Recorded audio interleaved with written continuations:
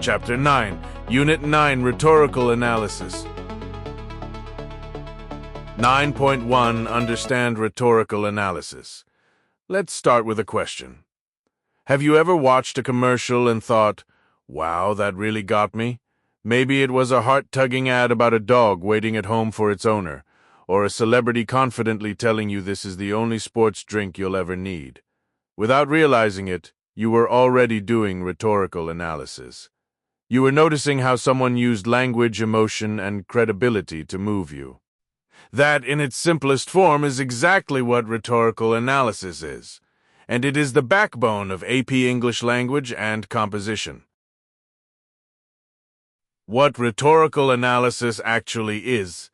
The College Board defines rhetorical analysis as the process of examining how a writer or speaker uses language to achieve a specific purpose with a particular audience.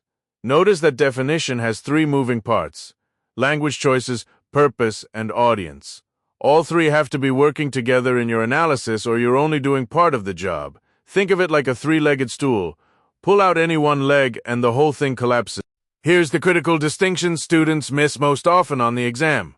Rhetorical analysis is not about what the writer says, it's about how and why they say it. When you summarize an argument, you're reporting content. When you analyze rhetoric, you're explaining the craft behind it. On the AP exam, a response that only summarizes the text will earn almost no points on the rhetorical analysis free response question, no matter how accurate your summary is. This is probably the single most common reason students score a 2 or 3 when they were capable of a 5. The rhetorical situation, SOAPs and beyond. To analyze any text, you first need to map out what the College Board calls the rhetorical situation, the full context in which communication happens. You may have seen the acronym SOAPs: speaker, occasion, audience, purpose, subject. But the AP exam increasingly uses more layered language around this. You need to understand that the speaker is not just a name, it's a constructed persona, a voice shaped by choices. The occasion includes not just the moment of writing, but the exigence, which is the urgent problem or need that prompted communication in the first place. Think of exigence this way. Imagine a city council member gives a passionate speech about traffic lights the day after a child is struck by a car at an intersection. The accident is the exigence. It created the pressure, the urgency, the reason the speech needed to happen right now. When you see a prompt on the exam identifying the exigence sharpens your entire analysis because it explains why every rhetorical choice the writer makes has stakes. The audience question goes deeper than you might expect too. Writers often write for a primary audience and a secondary audience simultaneously. A presidential inaugural address is delivered to the crowd on the National Mall, but it's also crafted for the citizens watching at home, for foreign heads of state reading transcripts, and for historians judging the presidency decades later. When you're analyzing audience on the FRQ, noting these layers and explaining how the writer's choices accommodate or appeal to them will earn you scoring points for sophistication. The appeals, ethos, pathos, and logos. You know these three. But the trap the exam sets is encouraging surface-level identification rather than deep analysis. Simply writing the author uses pathos here earns you nothing. What earns points is explaining the specific technique, the specific emotional response it targets, and why that response serves the author's purpose with this particular audience. Ethos is about credibility and trust. But here's a nuance students frequently miss. Ethos isn't just about the writer's credentials, it's also built through stylistic choices. When a writer uses precise technical vocabulary correctly, that demonstrates expertise and builds ethos. When they acknowledge counter-arguments fairly before dismantling them, that builds ethos through perceived reasonableness. Ethos is dynamic, not static. Pathos is the appeal to emotion, but emotions are not all equal in rhetoric. A writer might appeal to fear, pride, guilt, nostalgia, or hope, depending on what will most effectively move their specific audience to action.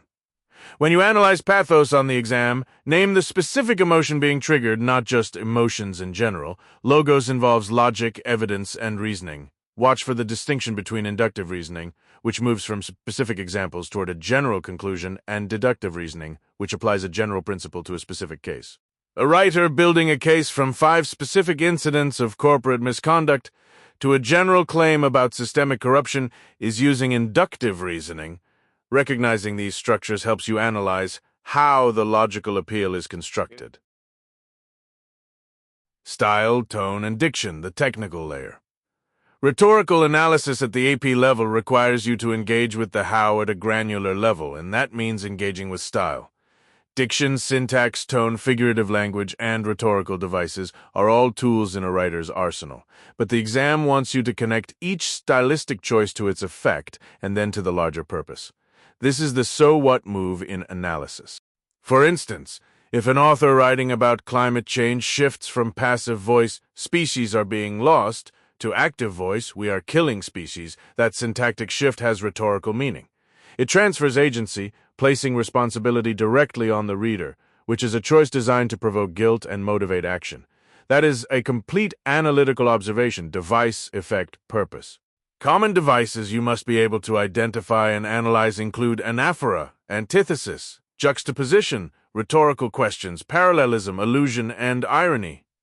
The MCQs will ask you to identify these, but they will also ask you to interpret their purpose, which requires you to hold the device and the context in your head simultaneously. How this topic connects to the rest of the course. Rhetorical analysis is not an isolated unit. Every skill you develop here applies to the synthesis and argument-free response questions as well. When you write an argumentative essay, you are creating rhetoric, making choices about ethos, pathos, logos, diction, and structure. Understanding rhetorical analysis makes you a more deliberate writer in those tasks. Equally, when you work with sources for the synthesis essay, you're evaluating each source's rhetorical situation. Who wrote it, for what purpose, and for what audience, all of which affects how you use it as evidence. The rhetorical triangle also connects tightly to Unit 5's focus on claims and evidence, because the logos appeal is fundamentally about how well a writer structures claims and supports them. Understanding this connection keeps you from treating units as isolated silos. One final warning: the most common MCQ trap in rhetorical analysis questions is what you might call the purpose mismatch trap.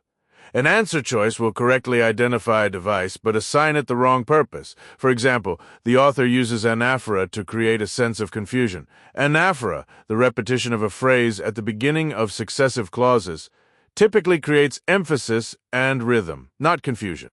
Always ask yourself whether the stated effect actually follows logically from the device in context.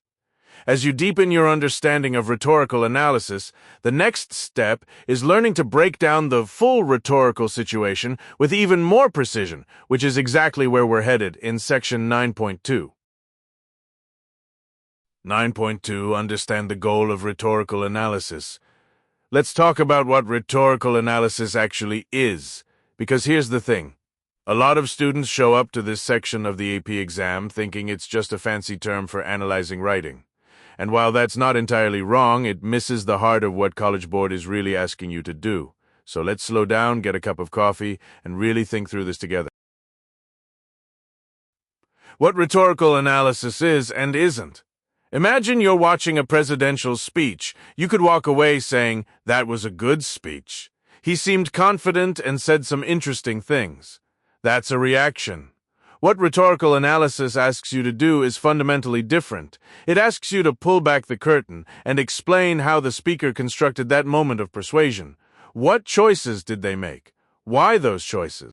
And here's the crucial part. What effect did those choices have on a specific audience? That's the goal of rhetorical analysis in a nutshell. According to College Board, rhetorical analysis means examining how a writer or speaker uses language to achieve a particular purpose with a particular audience. You're not just identifying what's being said, you're explaining how it's being said and why those choices matter.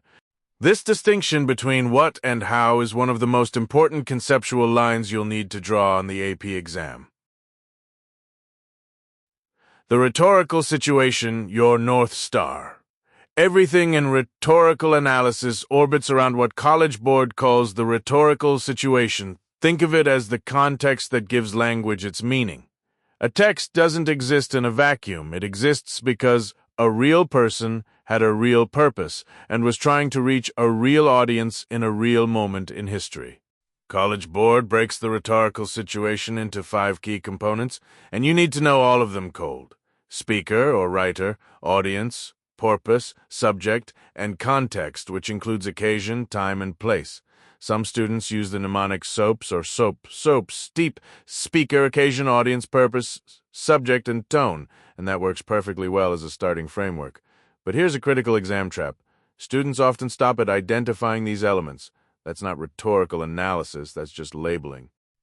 The AP exam is specifically designed to reward students who go the next step and explain how these elements interact and shape the text. When you identify that the speaker is Frederick Douglass and the audience is a largely white Northern readership, the next sentence out of your pen needs to explain how that specific relationship influences the rhetorical choices he makes. Purpose and effect, the engine of rhetorical analysis. Here's an analogy that might help lock this in. Think of a text like a piece of architecture. You could admire a building and say, "That's a beautiful arch," but an architect looks at that arch and says, "That arch was designed to distribute weight, create a sense of grandeur, and make visitors feel small and awed as they enter." The architect understands purpose and effect simultaneously. That's what you're doing when you analyze rhetoric. You're being the architect, not the tourist. College Board is very specific about the language of purpose. Writers can aim to inform, persuade, entertain, inspire, critique, commemorate, celebrate, or some combination of these. On multiple-choice questions, you'll often be given a passage and asked to identify the author's primary purpose. The trap here is choosing a purpose that's mentioned in the text rather than the purpose that drives the text. A eulogy might mention the deceased's accomplishments, information, while its primary purpose is to celebrate a life and comfort the grieving. Choosing to inform on that question would be wrong even though informing is happening. Rhetorical choice is what you're actually analyzing. When College Board says rhetorical choices, it means the deliberate decisions a writer makes at every level of the text: diction, syntax, structure, tone, imagery, appeals, ethos, pathos, logos, figurative language, and more. These terms connect directly back to earlier units on style and argumentation. In Unit 7, you studied how to build an argument using evidence and reasoning. In Unit 8, you examined how authors establish credibility and appeal to emotion. Rhetorical analysis in Unit 9 asks you to bring all of that together and use it as a lens for reading someone else's work. This is where many students make a subtle but devastating error on the FRQ. They identify a device and then just restate what the text says. This is sometimes called device spotting, and it will cap your score. Saying the author uses a metaphor is worth almost nothing without explaining how that metaphor functions in the context of the rhetorical situation. The College Board scoring rubrics are explicit. You need to claim the rhetorical choice, the evidence, the actual text, and the commentary. How and why that choice achieves the purpose with this audience. This is the same CEC, or claim evidence commentary structure you've seen throughout the course. The analytical stance: objective, not personal. One more thing that trips up students. Rhetorical analysis is not about whether you agree with the argument. It's not a personal response essay. Your job is to step into the role of a thoughtful, objective analyst who can admire the craft of a text regardless of the message. You might be given a passage you find morally objectionable, and the AP exam is asking you to analyze how it works, not whether you approve of it. Think of yourself as a film critic analyzing a director's technique. A critic can recognize that a film is masterfully made while still having reservations about its content. That critical distance is what the exam is testing. Connecting to the bigger picture. Rhetorical analysis also connects forward and backward in the course. Everything you learned about argumentation, style, and synthesis is now raw material for analysis. When you see a passage on the exam, you're using your knowledge of logos to identify logical structures, your knowledge of pathos to recognize emotional appeals, and your knowledge of syntax from stylistic analysis to note how sentence length and structure create rhythm or urgency. Rhetorical analysis is the capstone skill. It asks you to be a reader who sees beneath the surface of a text, Now that you understand the goal and the analytical mindset you need to bring, let's move into the specific strategies and skills you'll use when you actually sit down to write a rhetorical analysis essay on exam day. 9.3. Identify the rhetorical situation. SOAPs: speaker, occasion, audience, purpose, subject. Imagine you're sitting in a coffee shop and you overhear someone at the next table say, "I can't believe you did that." Now, do you know what they mean? Of course not. You're missing everything. Who's speaking, who they're talking to, why they're upset, what actually happened. You have words, but you don't have context. That gap between words and context is exactly why the AP exam demands that you master the rhetorical situation before you analyze a single sentence of any passage. The rhetorical situation is the total environment in which communication happens, and without it, you're analyzing words in a vacuum. What is the rhetorical situation? The rhetorical situation is the set of circumstances that surround and shape any act of communication.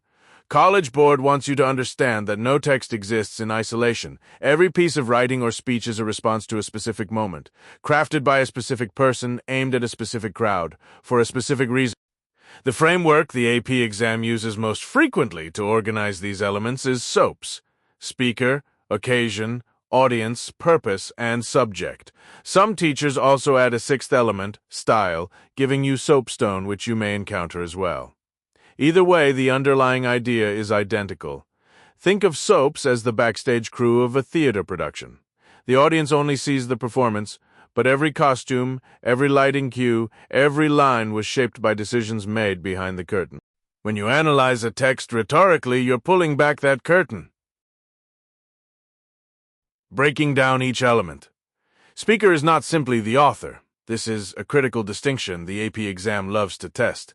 The speaker is the voice or persona that the author constructs within the text. A journalist writing an editorial might adopt the persona of a concerned citizen rather than speaking purely as a professional. A corporation drafts a letter and signs it from the management. That constructed voice is the speaker. On the FRQ, if you write, "the author says," when you should say "the speaker" or "the narrator," you're not necessarily wrong, but demonstrating awareness that an author crafts a speaker shows the sophistication College Board rewards with higher scores. Ask yourself, what does this speaker's background, identity, and credibility, what Aristotle would call ethos, suggest about how the text will be received? Occasion refers to the time, place, and set of circumstances that prompted the communication in the first place. This has two layers that students frequently collapse into one, and that's a common MCQ trap. There's the immediate occasion, the specific event or moment that directly triggered the text, and the broader context, the larger cultural, historical, or social climate surrounding it. Think of Abraham Lincoln's Gettysburg Address. The immediate occasion was the dedication of a military cemetery in November 1863. The broader context was a nation torn apart by civil war, questioning whether democratic self-governance could survive. You need both layers to fully understand why Lincoln made the rhetorical choices he did. When an MCQ asks what prompted or gave rise to a passage, they're asking about occasion, and a wrong answer trap is to confuse occasion with purpose. Occasion is the situation. Purpose is the speaker's goal in response to that situation. Audience is who the speaker is actually trying to reach, and again, this is more nuanced than everyone who reads it. The intended audience shapes virtually every rhetorical decision a writer makes. Word choice, tone, the evidence they select, the assumptions they feel safe making without explanation. A scientist writing for a peer-reviewed journal uses technical jargon because the audience already speaks that language. The same scientist writing for a general interest magazine strips that jargon away for the AP exam. You should always ask, what does this text assume the reader already knows or believes? What values does it appeal to? Those assumptions reveal the intended audience. Watch out for the trap of identifying the audience as too broad, saying everyone or the general public, when the text clearly targets a specific group will cost you analytical points on the FRQ. Purpose is what the speaker is trying to accomplish, and this is where your understanding of rhetoric gets genuinely rich. Purpose is almost never just to inform or to persuade. Those are starting points, but strong AP analysis goes deeper. Is the speaker trying to inspire action, to shift a belief, to eulogize, to celebrate, to warn, to comfort? Purpose connects directly to the rhetorical appeals, ethos, pathos, and logos, which you'll examine in detail in the next sections of this unit. Every appeal a writer makes is in service of a purpose. So identifying purpose early gives you a lens through which every other analytical decision becomes clearer. On the FRQ, examiners want to see you articulate purpose with precision. To persuade the reader is weak. To persuade urban policymakers that community gardens reduce both food insecurity and social isolation is the kind of purposeful specificity that earns full credit. Subject is the general topic, what the text is about on its surface. This is the most straightforward element of SOAPs and also the one students rush past too quickly. Subject is not thesis, subject is topic. Climate change is a subject. Climate change is an existential threat requiring immediate legislative action is an argument that belongs in your discussion of purpose and claim. Getting this distinction clean keeps your analysis organized. How SOAPs connects to the rest of the course. SOAPs is not a one-time framework you use in Unit 9 and forget. It is the scaffolding beneath every rhetorical analysis you write for the entire AP exam. When you analyze appeals, ethos, pathos, logos in Unit 9, you're explaining how a speaker builds credibility for that audience, in that occasion, in service of that purpose. When you write your own argument in the FRQ synthesis task, College Board has actually defined your rhetorical situation for you. Your speaker is an informed student. Your occasion is the exam prompt. Your audience is an educated general reader. Your purpose is to take a defensible position. Recognizing that you are always inside a rhetorical situation, not just analyzing someone else's, is the leap that separates a 4 from a 5. A final tip for multiple choice. When a question asks you to explain why an author made a particular stylistic choice, used a specific tone, opened with an anecdote, cited a statistic, your answer almost always lives at the intersection of audience and purpose. The author chose that tool for those readers to accomplish that goal. If your answer ignores either element, reconsider it. With the rhetorical situation now firmly in your toolkit, you're ready to zoom into the most powerful tools a speaker uses to work on an audience, the rhetorical appeals of ethos, pathos, and logos, which is exactly where we're headed next. 9.4. Identify rhetorical choices in a text. Imagine you're watching a master chef plate a dish. Every element on that plate, the drizzle of sauce, the sprig of herb, the careful placement of protein, is a deliberate choice. Nothing ends up there by accident. The chef is making decisions that serve a purpose, to delight, to impress, to communicate a philosophy of food. Now, here's the thing about great writers. They're doing exactly the same thing. Every word, every sentence structure, every carefully selected example is a choice. And your job on the AP language exam is to notice those choices, name them, and explain why they matter. That skill is the heart of rhetorical analysis, and Section 9.4 is where it all comes together. What rhetorical choices actually means, let's get precise about terminology, because the College Board is precise. A rhetorical choice is any deliberate decision a writer makes about how to communicate their message.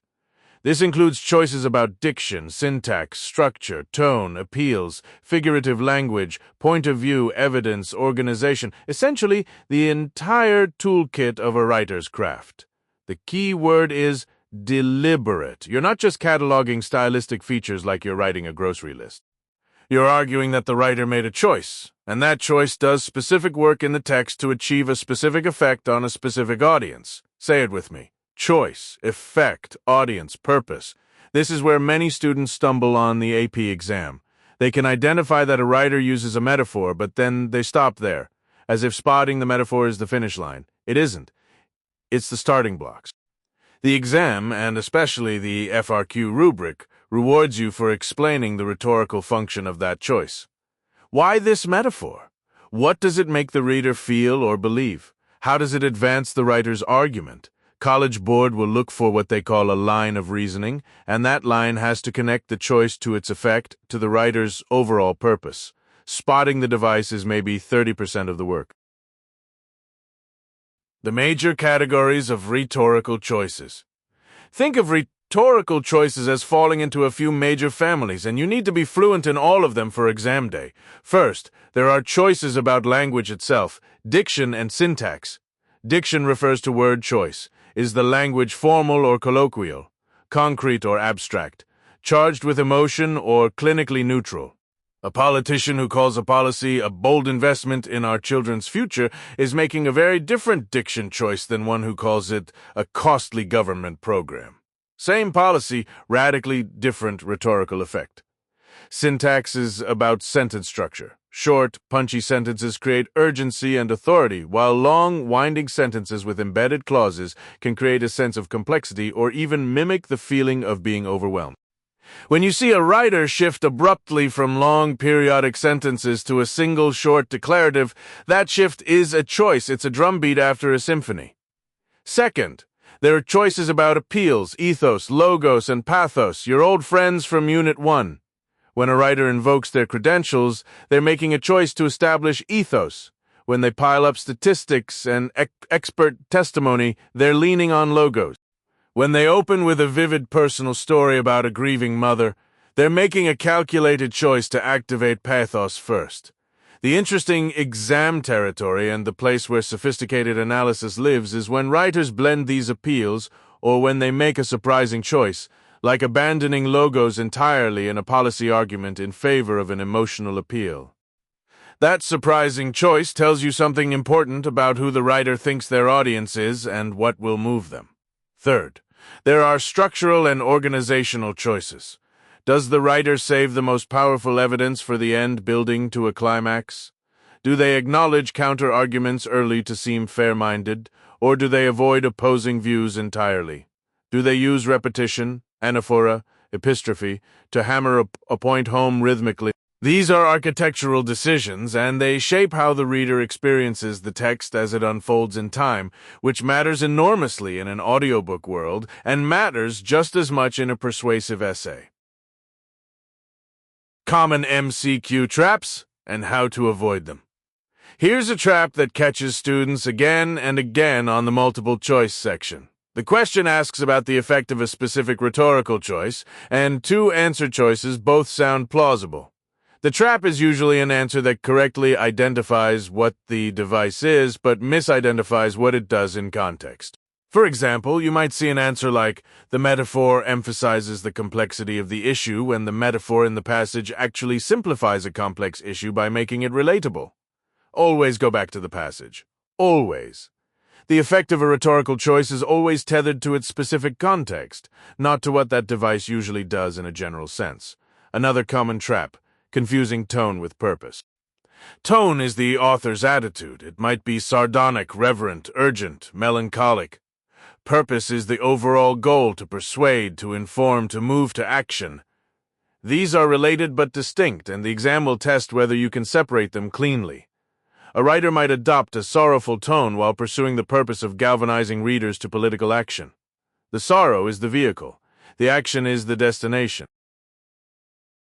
Connections to other units. Everything you've studied in this course feeds into 9.4. Your work in Unit 1 on the rhetorical situation, speaker, audience, purpose, context, exigence is the foundation you build on here. You can't explain why a rhetorical choice is effective without grounding it in audience and purpose. Your work in Units 4 and 5 on evidence and argumentation connects directly. When you identify that a writer chooses anecdotal evidence over statistical evidence, you're analyzing a rhetorical choice with real argumentative implications. And your work in Units 6 through 8 on style, figurative language, and syntax are the technical vocabulary you need to name choices with precision. For the Rhetorical Analysis FRQ specifically, remember that the College Board Scoring Rubric Awards points for thesis quality, evidence and commentary, and sophistication of argument. The sophistication point is often won or lost right here. In 9.4 territory, it comes from showing how multiple rhetorical choices work together, or from explaining a tension or complexity within the text's rhetoric, rather than treating each device as an isolated specimen under a microscope. As you build your confidence with identifying rhetorical choices, you'll find that every text you read becomes richer, because you'll start seeing the chef's fingerprints on the plate. the deliberate artistry behind every seemingly effortless move, and that's exactly the mindset you'll carry into the next topic, where we look at how writers construct and sustain arguments across an entire text. 9.5. Analyze how rhetorical choices achieve a purpose. Here's a question worth sitting with for a moment. Have you ever watched a politician give a speech and thought, something about that felt manipulative, even though you couldn't immediately put your finger on why? Or read an advertisement and felt weirdly moved, even when you knew you were being sold something? That instinct you're developing, that critical awareness, is exactly what rhetorical analysis is about. And in section 9.5, we're taking it one step further. We're not just identifying rhetorical choices anymore. We're asking the harder, more interesting question. How do those choices actually work? How do they push a reader toward a particular response? That's the engine of the entire AP language exam, and everything you've learned in this unit is building toward this exact skill. The difference between identifying and analyzing. Let's start with a distinction the College Board is absolutely serious about, because missing it is one of the most common reasons students leave points on the table. Identifying a rhetorical choice means you can name it. The author uses an aphora here. Analyzing how that choice achieves a purpose means you can explain the mechanism, how the repetition of a phrase at the beginning of successive clauses creates a drumbeat rhythm that mimics certainty, that makes the argument feel inevitable, that emotionally primes the audience to agree before they've even processed the logic. See the difference? The first is labeling, the second is explanation. The College Board calls this analysis of purpose, and the FRQ rubric rewards it specifically in the commentary component of your evidence and commentary structure. Think of it this way. Imagine you're a chef explaining a dish. Saying there's rosemary in this is identification.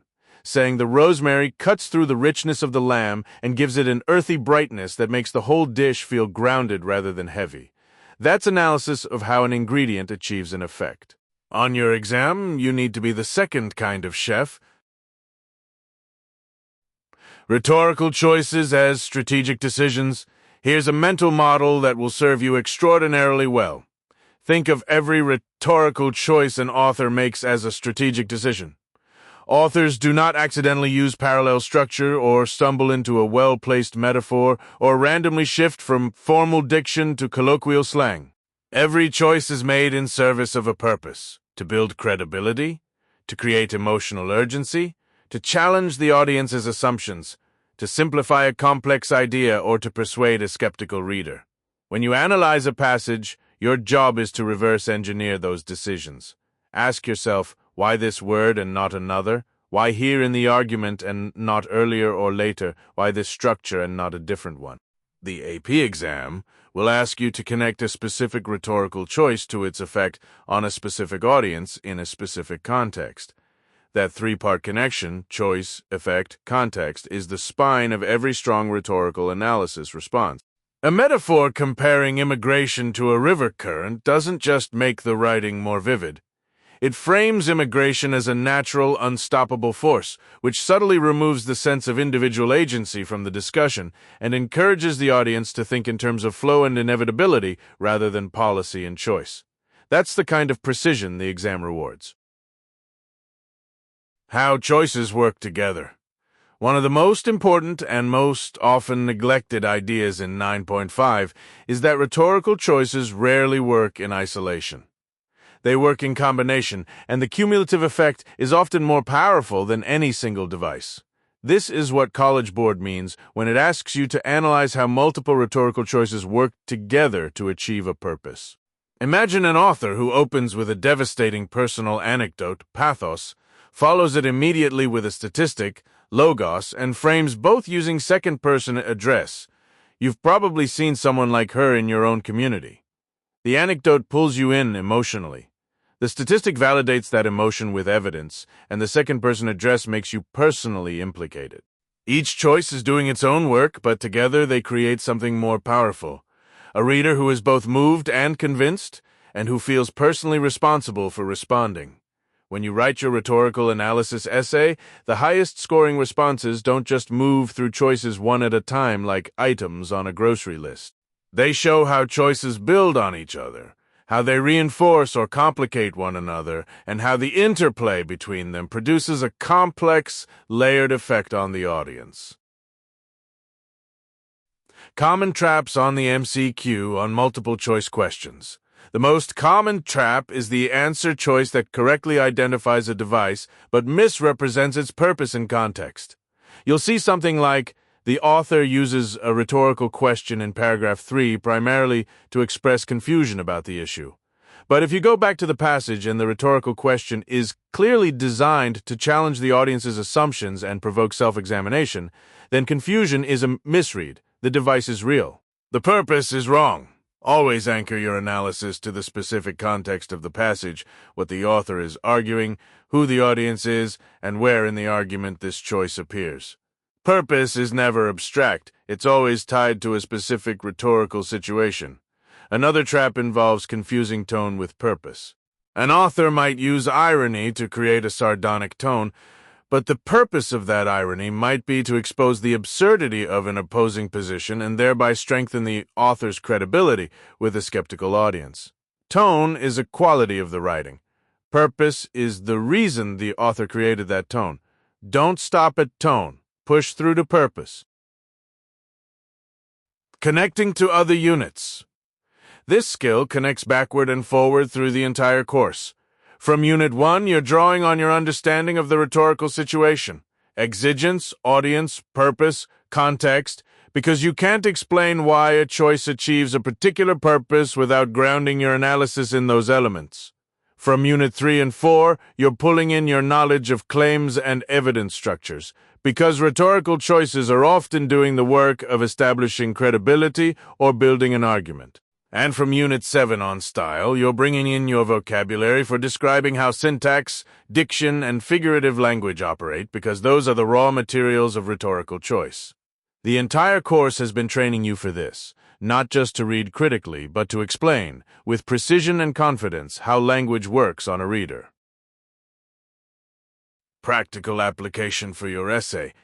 When you sit down to write your rhetorical analysis free response, resist the urge to lead with the device. Instead, lead with the effect to convince a skeptical audience that sacrifice is not just necessary but noble. Lincoln employs that structure, purpose first, then the mechanism, keeps your analysis oriented in the right direction. Every paragraph should be answering the question, how does this choice do that rhetorical work? As you master this skill, you'll start to realize that rhetorical analysis isn't just an exam skill. It's a way of reading the world more clearly and critically, and that clarity will carry you into our next section, where we'll explore how to synthesize multiple sources into your own rhetorically purposeful argument. 9.6. The Rhetorical Analysis FRQ, Understanding the Prompt and Task. Let's talk about one of the most important 35 minutes of your AP exam experience, the Rhetorical Analysis Free Response question. If the AP Lang exam were a restaurant, the Rhetorical Analysis FRQ would be the signature dish. It's the one that requires the most technique, the most finesse, and the most preparation. But here's the good news. Once you understand exactly what the prompt is asking and what your job is as a writer, the whole task becomes dramatically more manageable. So let's slow down, pull up a chair, and really understand this thing from the ground up. What the prompt actually asks you to do. Every Rhetorical Analysis FRQ prompt follows a remarkably consistent structure, and knowing that structure is like having the answer key before the test, not to the content, but to the form. The prompt will give you a passage, typically a speech, essay, letter, or address, written by a real author at a specific historical moment for a specific purpose. Then it will ask you to write an essay in which you analyze how the writer uses rhetorical choices to develop their argument or achieve their purpose. That phrase, rhetorical choices, is doing enormous work, and College Board uses it deliberately. Rhetorical choices is the umbrella term that encompasses everything the author intentionally decided. The words they selected, the structure they imposed, the appeals they deployed, the tone they cultivated, the evidence they gathered, the comparisons they drew. When you see rhetorical choices, train yourself to hear intentional decisions the author made and why. Your job is never simply to identify those choices in isolation, the way you might spot a simile on a scavenger hunt. Your job is to explain how those choices work together to build the author's argument and achieve their purpose on their audience. The three-part task, what you must accomplish. Think of the Rhetorical Analysis FRQ as having three interlocking obligations. First, you must demonstrate that you understand what the author is arguing, the central claim or purpose of the passage. Second, you must identify specific rhetorical choices the author makes. Third, and this is where most students lose points, you must explain the relationship between those choices and the author's purpose or effect on the audience. Imagine you're a film critic. You wouldn't just list every camera angle in a movie and call it analysis. You'd explain why the director chose a close-up at that specific moment, what emotional work it performs, how it advances the story. That's the level of thinking the AP exam rewards. College Board describes this relationship using the term line of reasoning. A strong rhetorical analysis doesn't just accumulate evidence, it builds a coherent, purposeful argument about how the text works. Each paragraph should advance a distinct claim about a rhetorical strategy, supported by specific textual evidence and followed by an explanation of how that evidence connects to the author's larger rhetorical purpose. This is the through line that separates a 4 from a 6 on the rubric. Understanding the scoring rubric's architecture. The Rhetorical Analysis FRQ is scored on a 6-point rubric organized around 3 categories: the thesis, 1 point, evidence and commentary, 4 points, and sophistication, 1 point. Knowing this is not just trivia, it's strategic information. The thesis point is earned by making a defensible claim about how the author's rhetorical choices contribute to their purpose or argument. Notice what this requires. The thesis must go beyond merely restating the author's argument. If a passage is a speech by Frederick Douglass arguing against slavery, a thesis that says Douglass argues against slavery earns nothing. A thesis that says Douglass's strategic use of biblical allusion and first-person testimony works to position his white audience as complicit witnesses rather than neutral bystanders, making moral inaction feel impossible. Now that's doing something. It makes a claim about rhetorical method and purpose simultaneously. That's the target. The evidence and commentary section is where most of your points live, which means it deserves most of your attention. College Board breaks this into levels. The lowest level provides only general evidence with little or no explanation. A mid-level response uses specific evidence, but the commentary is thin or merely restates what the text says. The highest level uses specific, well-chosen evidence with consistently insightful commentary that explains the so what effect does this choice produce, and how does it serve the author's purpose with this particular audience in this particular context. The sophistication point is famously difficult to earn and shouldn't be your primary target. It rewards essays that place the argument in a broader context, whether that's historical, cultural, literary, or ethical, or that engage with the complexity of the text in a way that goes beyond the surface. Common traps that sink good students. Here are the traps you must consciously avoid. The first is what teachers sometimes call device hunting, listing rhetorical devices without explanation. Writing, the author uses anaphora, and moving on is the equivalent of a doctor pointing at an X-ray and saying, "That's a bone." Of course it is. What does it mean? What does it do? Why does it matter here? Every time you name a device, you must explain its function in context. The second trap is misreading the prompt scope. Some students analyze the argument as if they're writing an argument essay, evaluating whether the author is right or wrong about their subject. That is not your task. You are not the judge of the author's position. You are the analyst of their method. Whether you agree with Sojourner Truth's claims in Ain't I a Woman is irrelevant. How she constructs those claims for her specific audience, that's everything. The third trap is ignoring context. The prompt almost always gives you the speaker, the occasion, and the audience. These are not decorative details. They are the interpretive framework for everything. A speech delivered at a graduation ceremony demands different rhetorical choices than a letter written to Congress. When you analyze, anchor every observation to that context. Given that Douglass is addressing a predominantly white abolitionist audience in 1852, his use of ironic celebration functions to connections across the course. The Rhetorical Analysis FRQ draws on concepts you've built throughout the entire course. From Unit 1, you bring your understanding of the rhetorical situation, speaker, audience, purpose, context, and message. From Units 2 through 5, you bring your toolkit of appeals, evidence types, and argumentative structures. From Unit 6 and 7, your knowledge of style, syntax, diction, tone, gives you the vocabulary to describe choices with precision. The FRQ is not a separate skill. It's the synthesis of everything. With a clear understanding of the prompt's demands and the rubric's architecture in hand, you're ready to go deeper, because knowing what to do is only half the battle. In the next section, we'll look at exactly how to read and annotate the passage, so you walk into your essay with a blueprint already forming in your mind. 9.7 Writing a Thesis for Rhetorical Analysis. What a thesis actually does. Let's start with an honest confession. Most students walk into the AP Lang exam thinking a thesis is just a sentence that tells the reader what you're going to talk about. That's like saying a compass is just a thing that points north. Technically true, but completely missing the point. A thesis for rhetorical analysis isn't a topic announcement. It's an argument.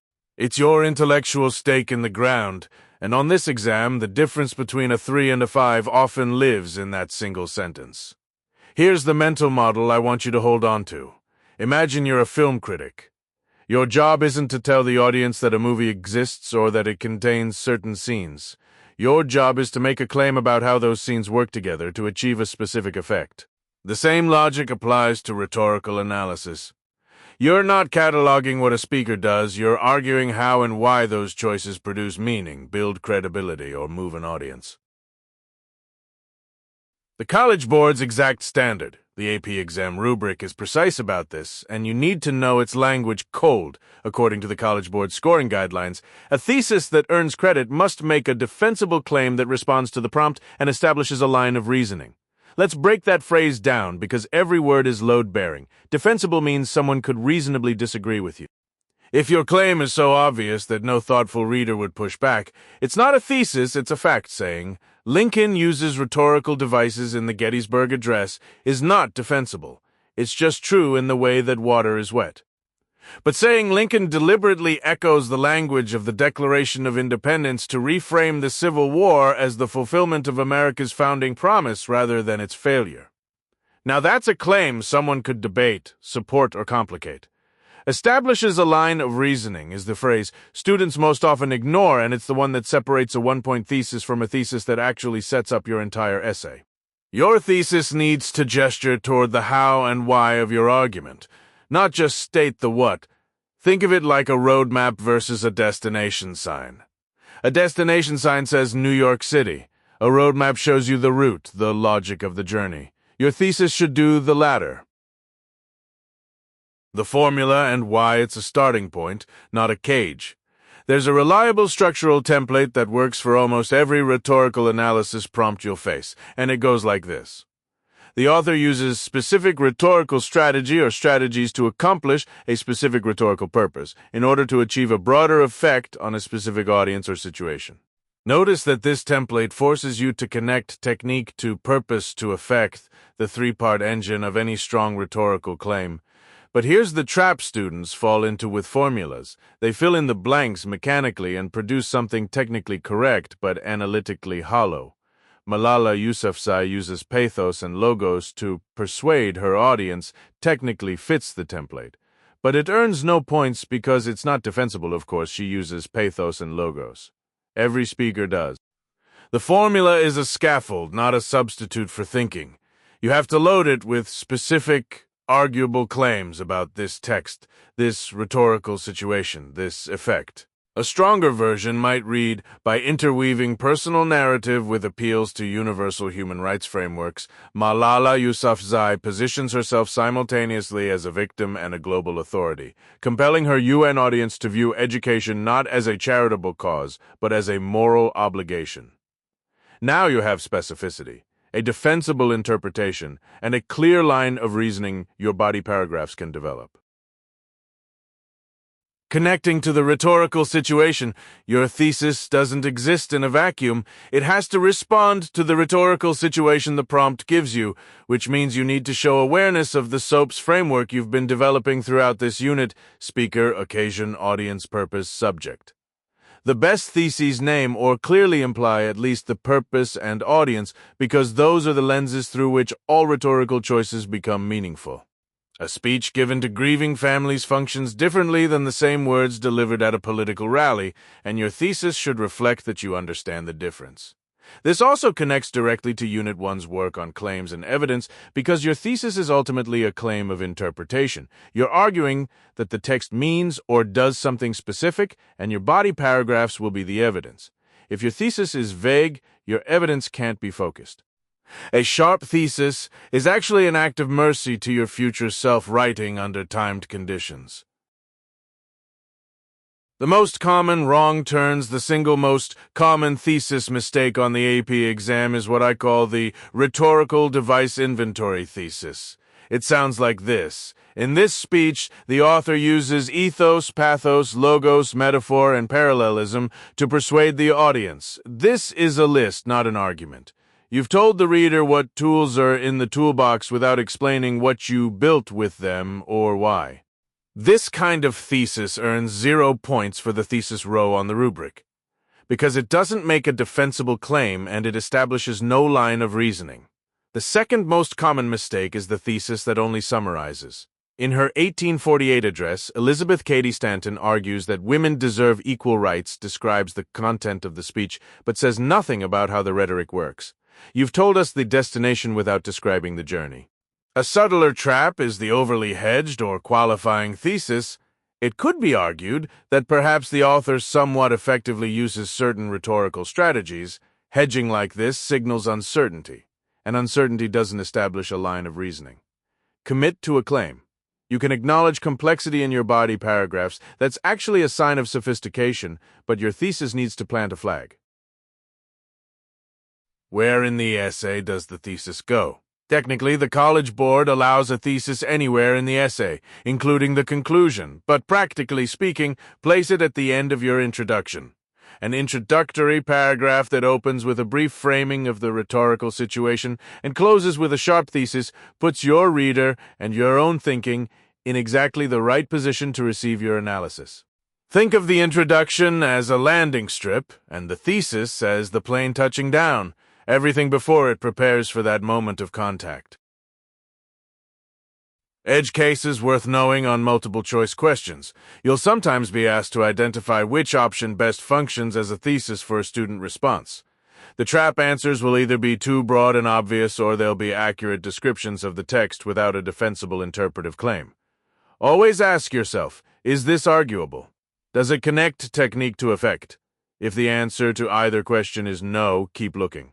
With the line of reasoning in mind, remember that a multi-sentence thesis is perfectly acceptable. Sometimes a 2-sentence thesis allows you to make your claim in 1 sentence and establish the line of reasoning in the next. The rubric doesn't penalize length, it rewards clarity and arguability. As you move forward into building full rhetorical analysis essays, you'll see that every paragraph you write is in service of the thesis you've drafted here, which is exactly why we spend so much time getting it right before we write a single-body sentence. 9.8 Analyzing Ethos: How Writers Establish Credibility. Let's talk about trust. Think about the last time you got advice from 2 different people on the same topic. Maybe one was a close friend who'd been through something similar, and the other was a stranger on the internet with a suspiciously vague username.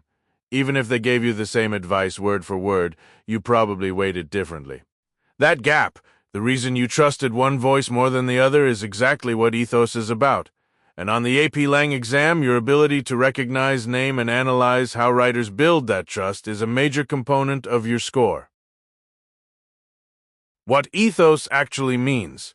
Ethos is one of Aristotle's 3 rhetorical appeals, alongside logos, logic and evidence, and pathos, emotion. The word comes from the Greek root meaning character, and that's your anchor definition. Ethos is the appeal to credibility or character. When a writer deploys ethos, they are doing something quite specific. They are making an argument that goes, in essence, you should listen to me because of who I am, what I know, or what I stand for. College Board wants you to use this term precisely, so resist the temptation to use credibility and ethos interchangeably in your FRQ responses. Ethos is the rhetorical strategy. Credibility is the outcome it produces. Here's the distinction that trips up even strong students. Ethos is not just about the author's actual qualifications, it is about how the author constructs a credible persona within the text itself. A surgeon who never once mentions their medical training in an op-ed is not deploying ethos, even though they have impressive credentials. Ethos only functions rhetorically when the writer deliberately draws the reader's attention to elements that build trust. This is a crucial edge case for MCQs. The question will often ask what rhetorical strategy is present in the passage, not what we might assume about the author's background from outside the text. The three pillars of ethos. Think of ethos as a three-legged stool. The first leg is expertise, demonstrated knowledge of the subject. A writer might cite their own research, deploy technical vocabulary fluently, or walk the reader through a complex process with such precision that you feel you're in capable hands. The second leg is good character, the sense that this writer is honest, fair, and has their priorities in the right place. Writers build this through acknowledging counterarguments, which signals intellectual honesty, using measured language rather than hyperbole, and being transparent about their own limitations or uncertainties. The third leg is goodwill, the writer's demonstration that they share values with or genuinely care about the audience. A politician speaking to veterans who begins by honoring their service isn't just being polite. They're constructing a bridge of shared values that says, I am on your side. When you're writing your Rhetorical Analysis FRQ, naming one of these three pillars explicitly, rather than just writing, the author uses ethos, is what earns you those higher commentary points on the rubric. Saying, the author establishes ethos by demonstrating expertise through her citation of clinical trial data, is the kind of specific evidence-linked claim that separates a 3 from a 5. How writers build ethos in practice. Let's get concrete. Writers establish ethos through several recognizable techniques you should be able to spot on sight. First-person experience is one of the most powerful. When a writer opens with, I spent 15 years working in the foster care system, they're not simply providing background, they're activating ethos by grounding their authority in lived experience rather than abstract theory. Watch for this move at the beginning of passages, because authors often front-load their credibility building. Citing reputable sources is another key technique.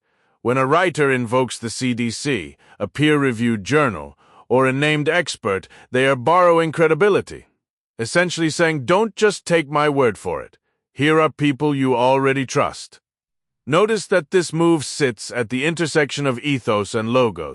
That's not a contradiction.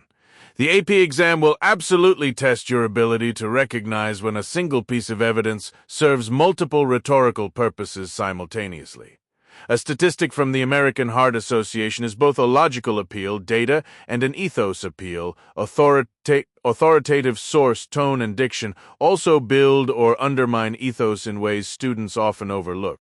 A writer who uses calm, precise, well-reasoned language even when discussing something inflammatory signals to readers that they are rational and controlled.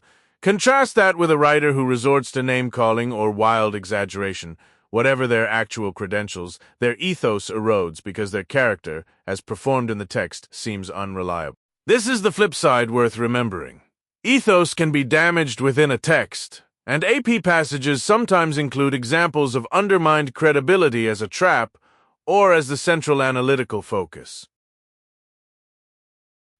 Common MCQ traps and FRQ pitfalls. Here's the trap you will almost certainly encounter. A passage attributes a claim to experts or scientists without naming them. Test writers often include an answer choice suggesting this builds ethos. Be careful, vague attribution can actually weaken ethos because it lacks the specificity that makes authoritative citation credible. The stronger ethos move is always a named, relevant, verifiable source. Another common error is confusing ethos with pathos. When a speaker shares personal suffering, If a cancer survivor testifies before Congress, are they using ethos or pathos? The answer is both. Their experience creates emotional connection, pathos, and positions them as someone with unique first-hand authority, ethos. When the FRQ asks you to analyze one appeal, you can note the overlap, but be sure your analysis is anchored to the appeal the prompt specifies. For the free response question, the scoring rubric rewards you for explaining the effect of the ethos appeal on the audience, not just identifying that it exists. Always push your analysis to the so what. Why does establishing credibility here matter for this writer's larger argument? What would the reader lose if this passage didn't include that credibility-building move? Connections across units. Ethos doesn't live in isolation. In Unit 7, when you analyze rhetorical situations, the concept of the speaker or writer is directly tied to ethos who is speaking, and what about their position grants them authority. In Unit 4, when you examine argument and evidence, the sourcing of that evidence is an ethos question. And when you write your own argumentative synthesis essay in Unit 6, you are expected to deploy ethos yourself through your command of sources, your measured tone, and your demonstration of nuanced thinking. The exam is testing whether you understand ethos well enough to both analyze it in others and practice it in your own writing. Think of ethos as the credibility handshake that happens at the very start of every persuasive exchange, and once you learn to see it, you'll notice writers reaching for it everywhere, from the doctor's framed diplomas on the office wall to the as a mother of three opening of a letter to the editor. In the next section, we'll turn to pathos, and you'll see how writers balance the rational weight of logos and the trustworthiness of ethos with the emotional pull that ultimately moves people to act. 9.9 Analyzing Pathos. How writers appeal to emotion. Let's talk about the most powerful tool in any writer's rhetorical arsenal, the ability to make you feel something. We're talking about pathos, and if you've ever cried at a commercial, felt your pulse quicken reading a news story, or found yourself nodding furiously at a speech, you already know exactly what pathos does. It bypasses your rational mind and goes straight for the heart. For the AP English Language and Composition exam, your job is to understand not just that a writer is using emotional appeals, but precisely how, why, and how effectively. And that distinction is everything. What pathos actually means. Pathos comes from the Greek word for feeling or suffering, and in Aristotle's rhetorical framework, the one College Board expects you to know cold. It refers to the way a speaker or writer evokes emotion in the audience to persuade them. Think of the rhetorical triangle. Ethos builds credibility, logos builds logical argument, and pathos builds emotional connection. But here's what students often miss. Pathos isn't manipulation. Or rather, it isn't only manipulation. Effective pathos matches the emotional tone of an appeal to what an audience genuinely cares about and legitimately feels. When Martin Luther King Jr. described children being stripped of their selfhood and robbed of their dignity, he wasn't manufacturing grief. He was directing your attention toward something real that deserved an emotional response. That's the distinction the AP exam loves to test. The mechanics of emotional appeals. So how do writers actually do pathos?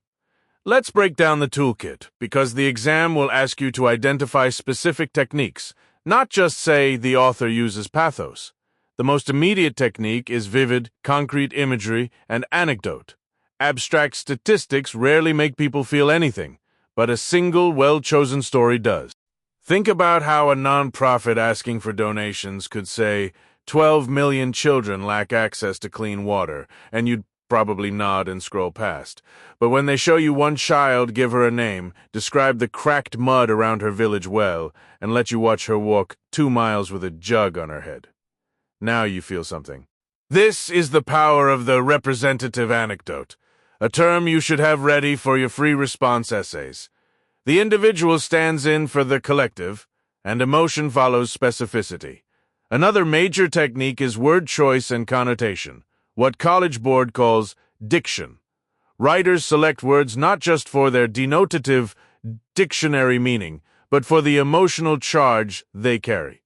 A politician doesn't say people died in a disaster. They say people perished or were torn from their families. A writer doesn't describe a neighborhood as old. They call it crumbling, or alternatively, historic and storied, depending on which emotion they want you to feel.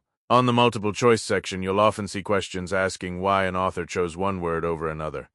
When the answer involves emotional resonance rather than precision of meaning, pathos is your framework. Figurative language, metaphor, simile, personification, hyperbole also does heavy emotional lifting. When Patrick Henry called British rule chains and slavery, he wasn't being literal. He was using metaphor to trigger visceral dread, to make the stakes feel physical and urgent. When a writer personifies a dying ecosystem as a gasping patient, they're asking you to extend human empathy to something non-human. These devices work by making the unfamiliar emotionally legible. Then there's appeals to shared values, which is pathos operating at the level of community identity. When a writer invokes family, patriotism, justice, faith, or freedom, they're not making a logical argument. They're saying, you care about this, I know you do, and here's how this issue connects to it. This is why political speeches are saturated with images of children and flags and founding documents. The writer is borrowing emotional weight from values the audience already holds. Pathos and the rhetorical situation. Here's where many students lose points. You cannot analyze pathos in a vacuum. Pathos only makes sense in relation to the rhetorical situation, the speaker, audience, purpose, context, and occasion. Remember SOAPs or space, whichever your teacher uses. An emotional appeal that works brilliantly for one audience can fall completely flat or even backfire for another. A eulogy dripping with grief is appropriate at a memorial service. The same tone in a business memo would be jarring and ineffective. When you're analyzing pathos on the exam, always ask, for whom is this emotional appeal designed? And given the context, does it land? That evaluative move, not just identifying the technique, but assessing its effectiveness, is what separates a score of 3 from a score of 5 on the Rhetorical Analysis free response question. Common exam traps and how to avoid them. The biggest trap on both multiple choice and free response is confusing pathos with manipulation or fallacy. Not all emotional appeals are logical fallacies. The appeal to pity ad misericordiam is a fallacy only when the emotional appeal is irrelevant to the argument or substitutes for evidence that should be there. If a defense attorney argues their client shouldn't be punished because they had a sad childhood, that's likely a fallacious appeal. The childhood doesn't change the facts of the case. But if a journalist uses a survivor's testimony to illustrate the human cost of a policy failure, the emotion is the evidence. The AP exam will test your ability to distinguish between the two, so always ask, is this emotional appeal relevant and appropriate to the claim being made? A second trap is treating emotional language as automatically weak or manipulative. Students sometimes write in their essays that a writer tries to manipulate the audience's emotions, which signals to the AP reader that you have a shallow understanding of rhetoric. Pathos is a legitimate and necessary mode of persuasion. Frame it as a deliberate rhetorical choice that acknowledges something true about human psychology. We make decisions with both our heads and our hearts, and effective writers know this. Connecting pathos to the larger course. Pathos connects directly to your work throughout the entire course in Unit 1 and 2. When you studied claims and evidence, you learned that evidence can take many forms, and personal testimony and narrative are forms of evidence that operate through pathos. In Unit 5 on argumentation, you saw how a successful argument usually requires all three appeals working in concert.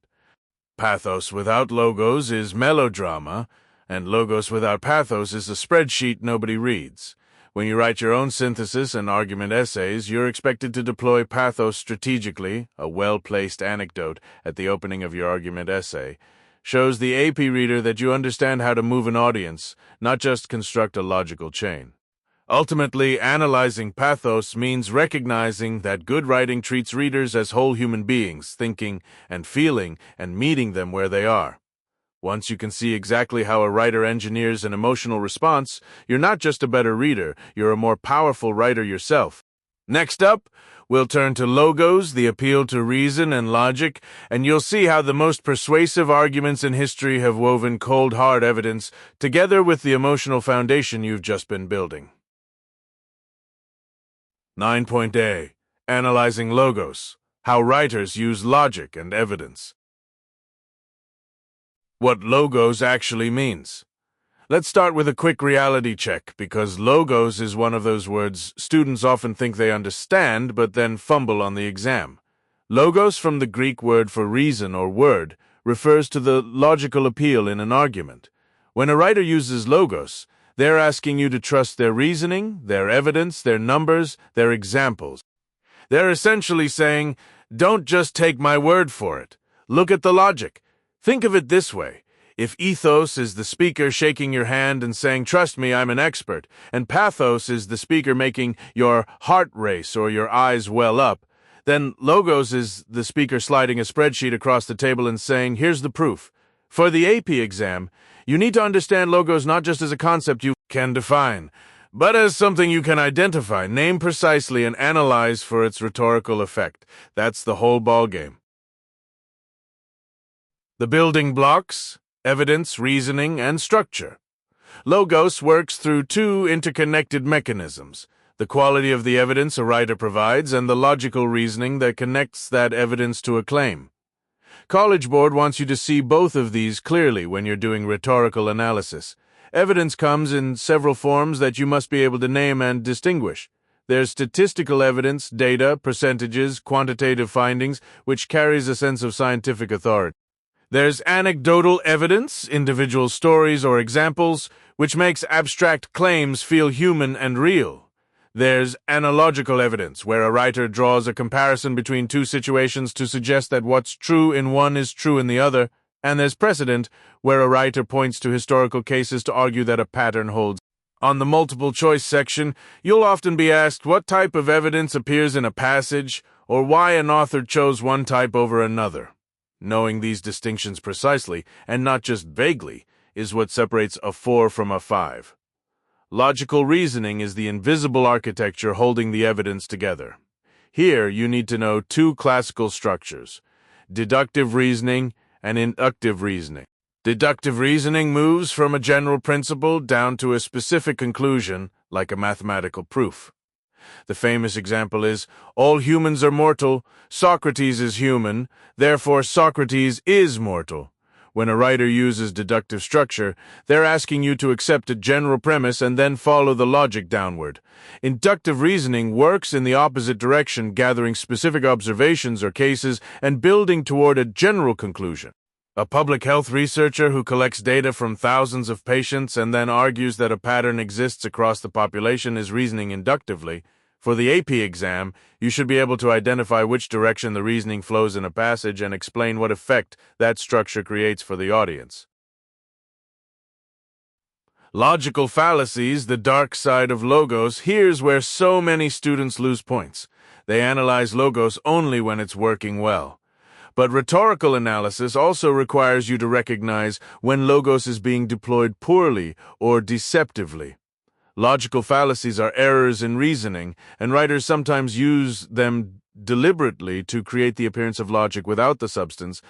The ones most likely to appear on your AP exam are the hasty generalization, drawing a broad conclusion from too little evidence; the false dilemma, presenting only two options when more exist; the slippery slope, claiming one event will inevitably lead to an extreme outcome without sufficient cause; post hoc reasoning, assuming that because one thing followed another, it was caused by it; and the straw man, misrepresenting an opposing argument to make it easier to attack.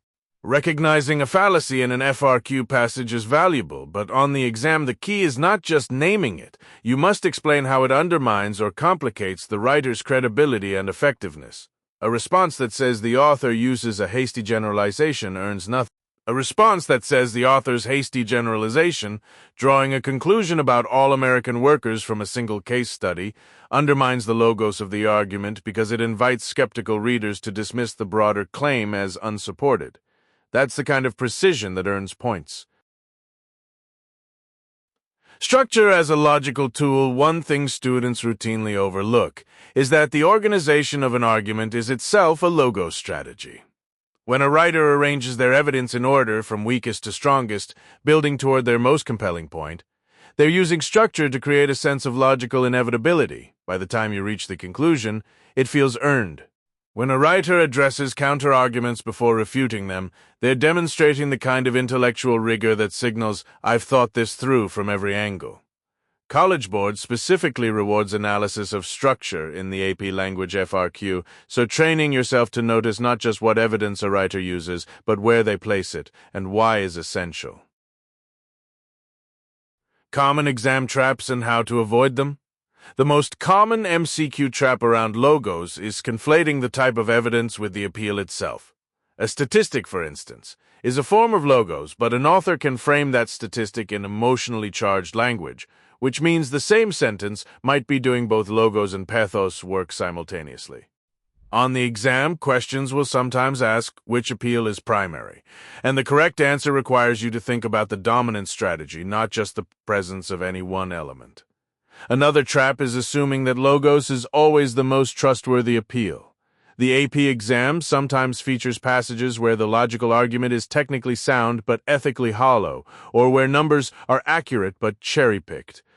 Your job as a rhetorical analyst is to evaluate effectiveness and context, not to take the argument at face value.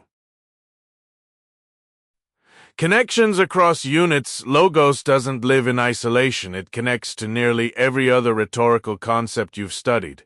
In Unit 5, when you analyzed argument structure and claims, you were already doing logos work, identifying how claims relate to evidence and reasoning.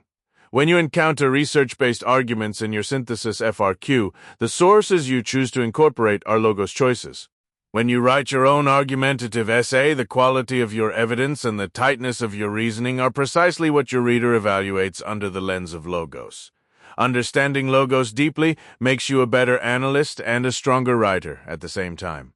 As you move forward, you'll find that logos becomes even more nuanced when you see how writers use it in combination with ethos and pathos, and understanding that interplay, which we'll explore next, is what truly unlocks the complexity of rhetorical analysis at the AP level. 9.11 Analyzing figurative language as a rhetorical choice, metaphor, simile, allusion, imagery, etc. Here's a truth that the AP exam is absolutely counting on you to understand. Figurative language isn't decoration. It isn't the literary equivalent of sprinkles on a cupcake, something a writer tosses in to make the prose look pretty. Every metaphor, every allusion, every carefully constructed image is a rhetorical choice, meaning it was selected deliberately to achieve a specific effect on a specific audience. Your job on the AP Lang exam is not just to identify these devices and name them. That earns you very little. Your job is to explain why the writer made that choice and what it accomplishes rhetorically. That distinction is everything. What figurative language actually is and what it isn't. Let's get clear on the vocabulary first, because the College Board uses precise terminology, and you should too. Figurative language is any language that goes beyond its literal dictionary meaning to create an effect, whether that's comparison, association, sensory experience, or cultural resonance. The main devices you need to command for this exam are metaphor, simile, analogy, allusion, imagery, personification, hyperbole, understatement, including litotes, and synecdoche. You've probably encountered these since middle school.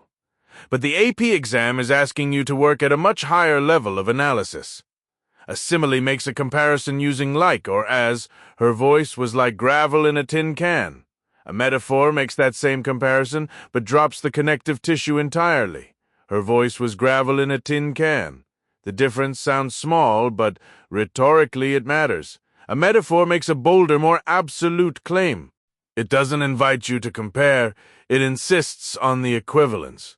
When a writer chooses a metaphor over a simile, they're often trying to create a stronger sense of certainty or urgency. When they choose a simile, there can be a softer, more contemplative quality, as if the writer is still reasoning through the connection alongside you. Noticing that choice is the kind of nuanced observation that earns points on the FRQ. An analogy is an extended comparison, often used to explain something complex by mapping it onto something familiar. Think of how science writers explain DNA as a blueprint for the body. The analogy isn't just pretty, it makes an abstract concept legible to a general audience. When you see an extended analogy in a passage on the AP exam, ask yourself, what does this comparison allow the writer to do that a straightforward explanation couldn't? Almost always, the answer involves making ideas accessible, urgent, or emotionally resonant. Allusion and why it carries such weight. Allusion is a reference, usually brief and indirect, to a person, event, text, or cultural touchstone that the writer assumes the audience will recognize. When Martin Luther King Jr. says 50 years ago, he's alluding to the Gettysburg Address. That single phrase does enormous rhetorical work. It links the civil rights movement to the promise of the founding documents. It invokes Lincoln's moral authority, and it signals to King's audience that this moment is of equal historical gravity. That's 3 rhetorical effects from 6 words. This is the key insight for the exam. Allusion works because of shared cultural knowledge between writer and audience. When you analyze an allusion, you must identify what the reference is, what associations it carries, and how those associations serve the writer's argument or purpose. If you only name it as an allusion without doing that work, you haven't done the analysis. One common trap on the multiple choice section is a question that asks what an allusion primarily accomplishes. And one of the wrong answers will say something vague like, it makes the writing more sophisticated. That's not a rhetorical effect, that's aesthetic praise. The correct answer will always point to something the allusion does for the argument. It establishes credibility, it appeals to shared values, it creates irony by contrasting the reference with the current situation, and so on. Imagery and the power of sensory appeal. Imagery refers to language that evokes sensory experience: sight, sound, smell, touch, taste. When a writer describes the charred, acrid smell of a house fire, they're not just reporting information, they're placing you inside the experience. This is emotionally and rhetorically powerful because readers who feel something are more persuaded than readers who merely understand something. Imagery is a primary vehicle for pathos, which connects this section directly back to your work in Unit 4 on the rhetorical appeals. When you encounter vivid imagery in a passage, your analytical question should be, what emotion or association is this sensory detail designed to trigger, and how does that emotion support the writer's larger claim? A writer describing poverty through the imagery of bare light bulbs swinging over water-stained ceilings is making you feel the bleakness and neglect, making you a witness rather than just a reader. That's a rhetorical strategy, and naming it as such is what separates a strong AP response from a weak one. Personification, hyperbole, and the tonal devices. Personification gives human qualities to non-human things. The economy coughed and sputtered. Hyperbole is deliberate exaggeration for effect. I've told you a million times. Understatement and its cousin litotes, which is understatement using a negative not bad, meaning excellent, achieves its effect through ironic restraint. These devices are primarily tonal. When you analyze them, connect your observation to the writer's overall tone and purpose. Hyperbole in a satirical piece signals that the writer wants you to laugh at an absurdity. Understatement in a somber piece can communicate that the reality is too painful for full expression. Synecdoche, which uses a part to represent a whole, all hands on deck, often appears in speeches and political rhetoric to create a sense of collective identity or shared labor. The FRQ trap you absolutely must avoid. The single most common FRQ mistake in rhetorical analysis of figurative language is what teachers call identify and abandon. You name the device, give the example, and then stop. The scoring rubric for the AP Rhetorical Analysis FRQ explicitly requires you to explain how the rhetorical choice contributes to the writer's argument or purpose. A complete analytical sentence looks like this. The author's metaphor comparing bureaucracy to a machine with no off switch suggests that the problem is systemic and mechanical rather than personal, thereby arguing that individual blame misses the point entirely. Notice how that sentence identifies the device, unpacks the comparison, and connects it to the argument. That's the pattern. For the multiple choice section, watch for questions that ask about the effect of a figurative device. Wrong answers tend to be either too literal, the author compares two things, or too vague, the author creates interest. The right answer will be specific about the emotional, logical, or ethical work the device performs. Connecting figurative language across the course. Figurative language intersects with nearly every other unit you've studied. It's a primary tool of ethos, pathos, and logos from Unit 4. It shapes tone and style from Units 5 and 6. It contributes to the line of reasoning and arguments you analyzed in Units 7 and 8. Understanding figurative language as a rhetorical choice rather than a literary decoration is what ties all of those units together, and it's exactly what the College Board expects you to demonstrate when you sit down to write your rhetorical analysis essay. As we move into the next section, we'll build on these analytical skills by examining how writers use syntax and sentence structure as equally deliberate rhetorical choices, because the shape of a sentence can do just as much persuasive work as the words inside it. 9.12 Analyzing Diction and Syntax in Context. Let's talk about two of the most powerful tools a writer has in their toolkit, and two of the most frequently tested concepts on the EP Lang exam: diction and syntax. You've probably heard these words before, maybe even used them in a paper, but here's the thing. Most students use them vaguely, almost decoratively, like garnish on a plate. On the AP exam, you need to use them with surgical precision. So let's dig in. What diction really means and what it doesn't. Diction at its most basic is word choice. But that definition is almost too simple to be useful, so let's go deeper. Imagine you're describing the same event, say, a government cutting public funding for schools, to two different audiences. To one crowd, you might say the administration reduced allocations to educational institutions. To another, you might say they stripped money from our children's classrooms. Same event. Wildly different emotional impact. That gap between those two descriptions is diction doing its work. College Board wants you to analyze diction along several axes. First, think about connotation versus denotation. Denotation is the dictionary definition, the neutral literal meaning. Connotation is the emotional or cultural baggage a word carries. Thrifty and cheap technically mean the same thing, but one word flatters a person and the other insults them. On the exam, when you see a question asking why an author chose a particular word, you're almost always being asked to think about connotation. Second, consider register, which is essentially the formality level of language. Formal diction, one must consider the implications, signals distance, authority, and seriousness. Informal or colloquial diction, you've got to think about what this means, creates intimacy and accessibility. Writers shift register deliberately, and the exam will ask you to notice when that shift happens and what it accomplishes rhetorically. Third, pay attention to abstract versus concrete diction. Abstract language deals in ideas, freedom, justice, hope. Concrete language deals in things you can touch, see, taste, smell, or hear. A child's torn shoe, a cracked sidewalk, the smell of smoke.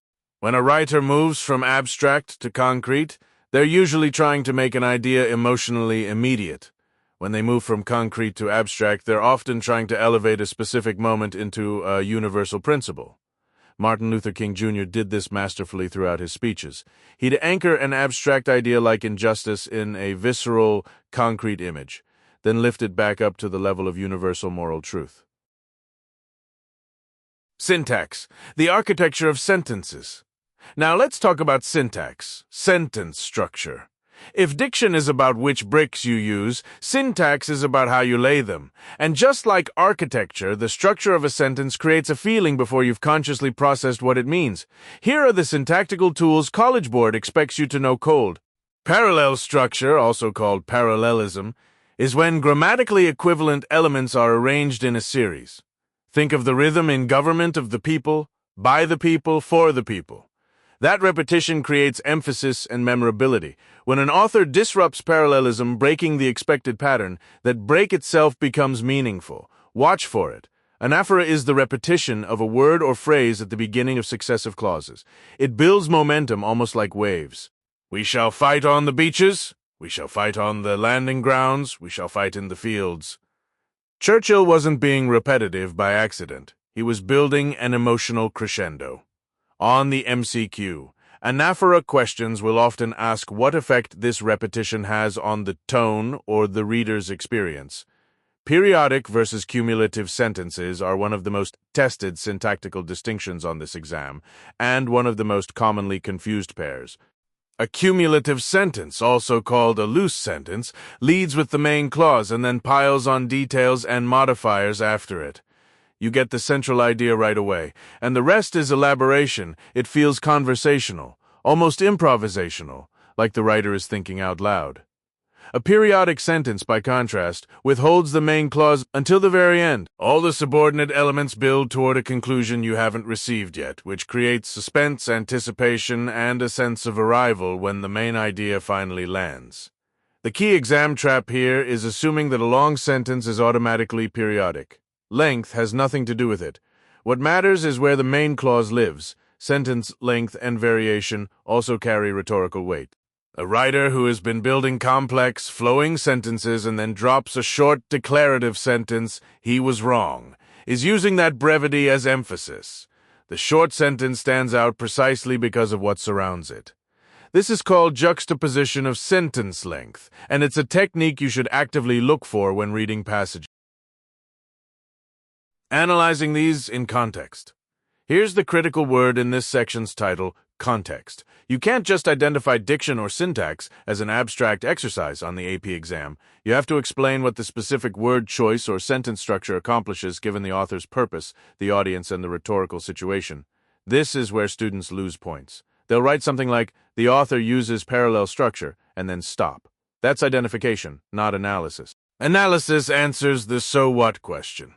It connects the technique to the effect it produces, and then to the author's larger argument or purpose. A useful habit is what you might call the technique-effect-purpose chain.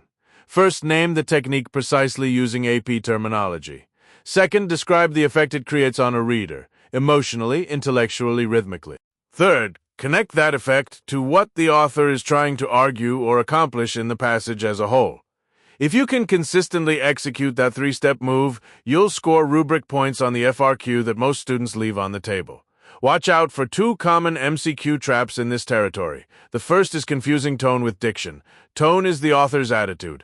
Diction is the vehicle through which tone is expressed. They're related, but not the same. Questions will sometimes use these terms loosely and try to get you to equate them. The second trap is assuming that formal diction always signals a positive or respectful attitude. Formal language can be cold, ironic, even contemptuous. Context always governs interpretation. This topic connects deeply to Unit 1's work on rhetorical situation and to Unit 3's analysis of argument structure, because diction and syntax are the microscopic level at which ethos, pathos, and logos actually operate. A shift in diction can signal a shift in the writer's relationship to their audience. A syntactical choice can reinforce or undermine a logical claim. When you're writing your rhetorical analysis essay, these tools are how you demonstrate that you're reading closely rather than just summarizing. As you develop your ear for diction and syntax, you'll find yourself noticing these patterns everywhere, in the news, in advertisements, in political speeches, which brings us naturally to our next topic: how writers craft entire arguments through the deliberate arrangement of these rhetorical choices across a full text. 9.13 Analyzing Structure and Organization as Rhetorical Choices. Why structure is never an accident. Here's something I want you to sit with for a moment. Every time a skilled writer decides where to put something, the opening anecdote, the counter-argument, the devastating final statistic, that placement is a choice. It's not arbitrary, it's not alphabetical order, it is a deliberate rhetorical act designed to produce a specific effect on you, the reader. That's the core insight of this entire section, and once you truly internalize it, you'll start reading every text differently. Structure isn't the container that holds the argument, structure is part of the argument. Think of it like a great movie trailer. The editors don't just throw clips together randomly. They start with something intriguing, build tension, hit you with the best moment right before the release date appears on screen. That sequencing creates anticipation, credibility, and desire. Writers do exactly the same thing, and on the AP exam, your job is to notice it and explain why it works. What the College Board means by structure and organization. When College Board asks you to analyze structure and organization as rhetorical choices, they're asking you to look at the architecture of a text, how its parts are arranged, and what that arrangement accomplishes for the writer's purpose and audience. The AP-specific terminology you need to use includes arrangement, juxtaposition, progression, framing, interruption, and emphasis through placement. Structure operates at multiple levels simultaneously, and you need to be comfortable analyzing all of them. At the macro level, you're looking at the overall organizational pattern of a text. Does it move from problem to solution, from personal narrative to broad claim, from the particular to the universal? These are called organizational patterns, and common ones you'll encounter include chronological order, cause and effect, comparison and contrast, narrative to argument, and what's sometimes called the classical arrangement: exordium, narration, confirmation, refutation, peroration. At the micro level, you're examining individual paragraph placement, sentence-level syntactic choices, and even where a single piece of evidence appears within a paragraph. The rhetorical function of where things go. Here's the analogy I always use. Imagine you're writing a letter asking your parents for money. Do you open with "I need $300"? Or do you open with a story about how hard you've been working? You lead with the story because you know your audience, and you know the story builds goodwill before the ask arrives. That's arrangement as a rhetorical choice. On the AP exam, you need to articulate this with precision. It's not enough to say the author starts with an anecdote. You need to say something like, by opening with a personal narrative before presenting statistical evidence, the author establishes an emotional connection with the audience, making the abstract data that follows feel personally relevant. You're linking the structural choice to the rhetorical effect and to the author's purpose. That's the three-part move the AP rubric rewards. Identify the choice, explain the effect, connect to purpose. One of the most tested structural concepts is strategic placement of the counter-argument. Writers can address opposing views at the beginning to clear the air and establish fairness, in the middle to pivot toward their stronger evidence, or near the end to show their argument withstands scrutiny. Each placement sends a different signal. Placing the counter-argument early tends to signal confidence and intellectual honesty. Placing it late can create a dramatic reversal effect. Your job on the exam is to notice where it appears and argue for why that placement serves the author's goals. Juxtaposition, framing, and emphasis. Juxtaposition, placing two contrasting ideas, images, or claims side by side, is one of the most powerful structural tools a writer has, and it shows up constantly on the AP exam. When a writer opens a paragraph describing the luxurious lobbying dinners in Washington and immediately follows with statistics about food insecurity, that contrast isn't accidental. The structural adjacency creates meaning that neither sentence would carry alone. When you spot juxtaposition in an AP passage, ask yourself, what tension does this create, and what does that tension ask the reader to feel or conclude? Framing refers to what the author places at the very beginning and very end of a text. These are the positions of maximum emphasis. Cognitively, readers remember what comes first and last most vividly. This is sometimes called the primacy and recency effect, and skilled writers exploit it deliberately. If an author frames a piece about climate policy by opening and closing with images of her daughter, she's ensuring that the entire policy argument is filtered through an emotional, personal lens. That's a structural choice with profound rhetorical consequences. Common MCQ traps you must avoid. The most common trap on multiple-choice questions about structure is what I call the what versus why confusion. A wrong answer will describe what the structural choice is. The author uses a chronological sequence without explaining its rhetorical effect. The correct answer will always explain why that structure matters for the argument or the audience. Train yourself to look for the answer that connects structure to purpose. Another classic trap is over-crediting the content and ignoring the placement. Students will often focus on the evidence itself, the quote, the statistic, the anecdote, and ignore where it appears in the text. Remember, on an AP exam about structure, the question is never just what does this example say, but why does it appear here specifically? A third trap involves confusing structural patterns with transitional devices. Transitions like, however, furthermore, and in contrast are connective tissue, but they're not the same as organizational structure.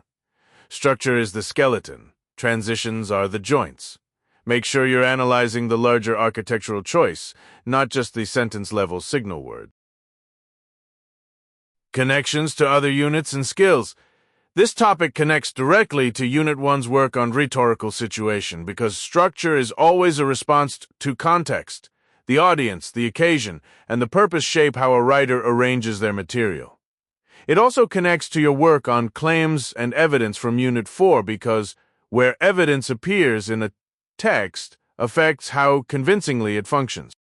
And it ties into Unit 8's work on style and tone, since structural choices like abrupt endings, fragmented paragraphs, or extended narrative openings all contribute to a text's overall voice and feeling.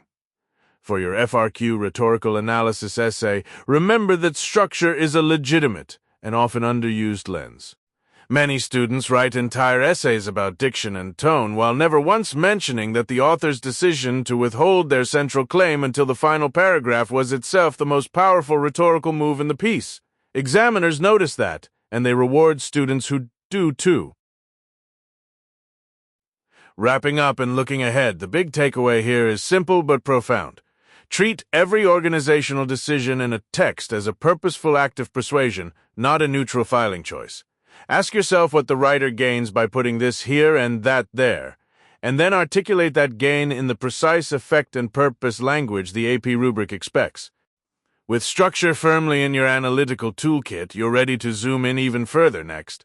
We'll explore how writers use syntax and sentence-level choices to create emphasis, rhythm, and meaning, bringing the same rhetorical lens all the way down to the level of the individual sentence. 9.14. Analyzing tone and its development. What tone actually is and what it isn't. Let's start by clearing up the single most common misconception on the AP Lang exam. Tone is not mood. Students mix these up constantly, and it costs them points on both the multiple choice and the free response sections. Here's the distinction you need to internalize. Mood is what the reader feels, that creeping unease when you read a horror story, or the warmth that washes over you reading a letter from a grandparent. Tone, on the other hand, is the author's attitude toward the subject, the audience, or both. Think of it like this. If a friend tells you bad news with a joking smirk, the mood in the room might be confused or uncomfortable, but the tone your friend is projecting is dismissive or flippant. Same information, very different layers. On the AP exam, when a question asks about tone, it is always asking about the writer's perspective and emotional stance, not yours as the reader. The College Board defines tone as the attitude a writer conveys through diction, syntax, imagery, and other stylistic choices. Notice that list. Those are not separate topics that happen to neighbor tone in your textbook. They are the mechanisms through which tone is built and developed. This is crucial for your FRQ responses because when you're asked to analyze tone, you're expected to identify it and then trace it back to the specific rhetorical choices that create it. Naming tone without evidence earns you very little. Connecting tone to craft is what gets you into that upper scoring band. The building blocks, how tone gets made. Imagine you're a sculptor. Tone is the final figure you're carving, but diction, syntax, detail selection, and figurative language are your chisels. Let's walk through each one as it relates to tone development because the AP exam will ask you to work with all of them. Diction is your most powerful tool. Word choice operates on multiple levels simultaneously: connotation, formality, specificity, and emotional weight. Consider the difference between a writer who says a politician died versus one who says the politician fell or was silenced. The facts are identical. The tone shifts from neutral to elegiac to accusatory. When analyzing diction for tone on the exam, ask yourself, what is the connotative charge of this word choice? Is the language Latinate and formal, suggesting authority or distance, or Anglo-Saxon and blunt, suggesting directness or urgency? Is it clinical, colloquial, hyperbolic, understated? Each of these choices is a fingerprint of the author's attitude. Syntax, meaning sentence structure, length, and rhythm, does just as much tonal heavy lifting as diction, though students tend to overlook it. Short, declarative sentences create urgency, confidence, or even aggression. Long, winding sentences with embedded clauses can suggest contemplation, complexity, or a certain professorial authority. When you see a passage shift from long, balanced sentences into short, punchy fragments, that syntactic shift almost always signals a tonal shift, too. The AP exam loves to test whether you can identify that moment of change and explain what it accomplishes rhetorically. Detail selection is the subtler cousin of diction. The specific examples, anecdotes, and evidence a writer chooses to include, and crucially what they choose to leave out, reveal attitude. A food critic who spends 3 paragraphs on a restaurant's beautiful decor before briefly dismissing the cuisine is conveying contempt through proportion. The ratio of attention tells you everything about the tone. Tone development over the course of a text. Here's where it gets more sophisticated and where AP exam questions get harder. Tone is not always static. Many passages you'll encounter feature shifting or evolving tone, and your job is to track that arc. Think of it like a piece of music. A composer might begin in a minor key, melancholy and restrained, then build toward a triumphant major resolution. The notes change, the emotional stance changes. Good rhetorical analysis notices the journey, not just the destination. A common pattern you'll see is movement from personal or emotional to argumentative or universal. A writer who opens with a grief-stricken anecdote and moves toward measured, rational advocacy. Another pattern is irony that gradually drops its veil, revealing earnestness underneath. A third is escalation. A writer who begins with gentle sarcasm that intensifies into outright condemnation. In every case, ask yourself 2 questions. Where does the tonal shift occur, and what rhetorical device or structural choice triggers it? For your FRQ responses, the College Board rubric rewards students who can identify a tonal complexity or evolution, not just a single adjective slapped on the whole passage. Instead of writing "the tone is angry," try "the tone begins as restrained and analytical before escalating into barely contained outrage, signaled by the shift from passive constructions to direct second-person address." That kind of nuanced claim, backed by textual evidence, is what earns commentary scores in the upper range. The common traps and how to dodge them. The MCQ section will routinely offer you answer choices that confuse tone with purpose or tone with content. Watch for this. A passage might have a purpose of persuading and a tone of indignant. Those are related but not interchangeable. Similarly, don't confuse the tone toward the subject with the tone toward the audience. A writer can be contemptuous of a policy, subject, while being respectful and collegial toward the reader audience simultaneously. Another trap, selecting a tone word that only fits part of the passage. If the question asks about the overall tone, an answer that describes only the opening or closing paragraph is technically imprecise. Read for the dominant emotional register while noting any significant variations. One more edge case you'll encounter: ironic or satirical tone. Irony is frequently misread on the exam because students take the literal meaning at face value. When a writer praises something in language that is slightly too extravagant, slightly too mechanical, or subtly undercut by the examples chosen, that gap between stated and implied attitude is the ironic tone. Train yourself to ask, does the writer actually believe this, or is something else going on beneath the surface? Connecting tone to the bigger rhetorical picture. Tone doesn't live in isolation. It connects directly to Unit 9's broader focus on rhetoric. Because tone is a fundamental component of ethos, it shapes how an audience perceives the writer's credibility, authority, and trustworthiness. A dismissive tone might alienate an audience the writer is trying to persuade. A reverent tone might build goodwill.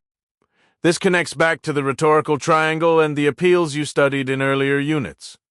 Tone is where ethos, pathos, and logos meet in actual language on the page.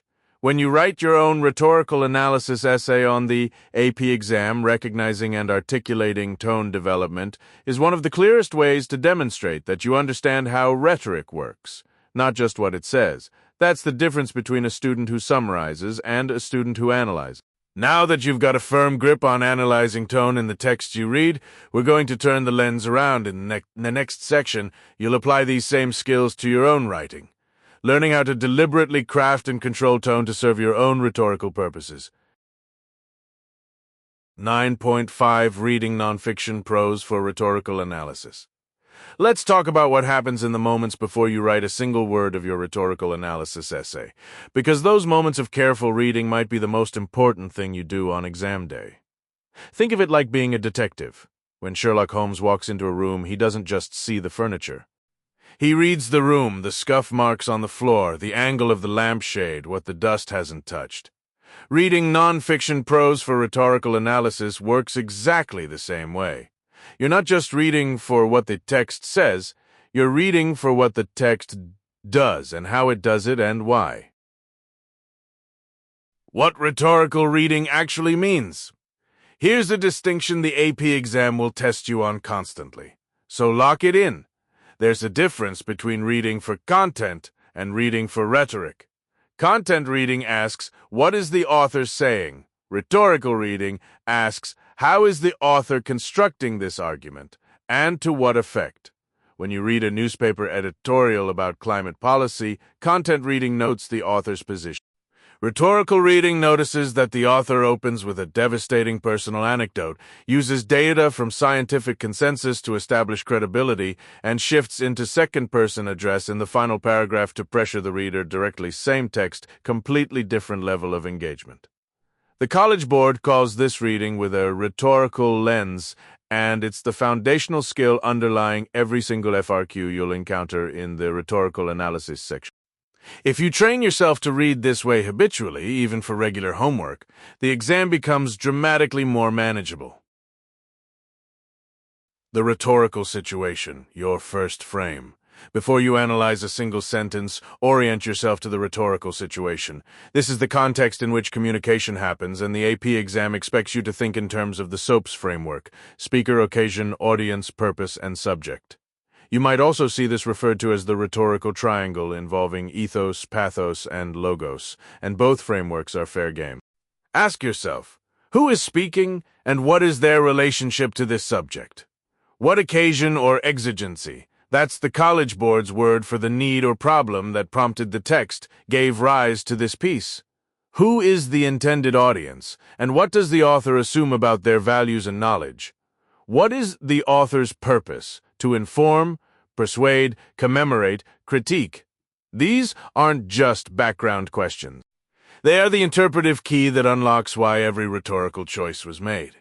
A speech delivered at a funeral uses different strategies than a policy brief delivered to Congress, even if both are arguing for the same thing, because the rhetorical situation is fundamentally different. Annotating while you read. On exam day, your pencil should never be still. Annotation is how you convert passive reading into active rhetorical analysis. As you read, you're listening for several things simultaneously. First, track the author's claims, the main assertion, and the supporting subclaims. Then, notice the evidence being deployed. Is it anecdote, statistics, expert testimony, historical analogy? Label these in the margins. Next, pay attention to transitions and structure, because the architecture of an argument is itself a rhetorical choice. An author who deliberately withholds a counter-argument until the third-to-last paragraph and then dismantles it is doing something very different from one who concedes objections up front. You're also listening for shifts in tone, diction, and syntax. When an author's language suddenly becomes more elevated or more colloquial, when sentences get shorter and more punchy, when the vocabulary shifts from technical to emotionally loaded, these are signals. Circle them. Ask, why here? Why now?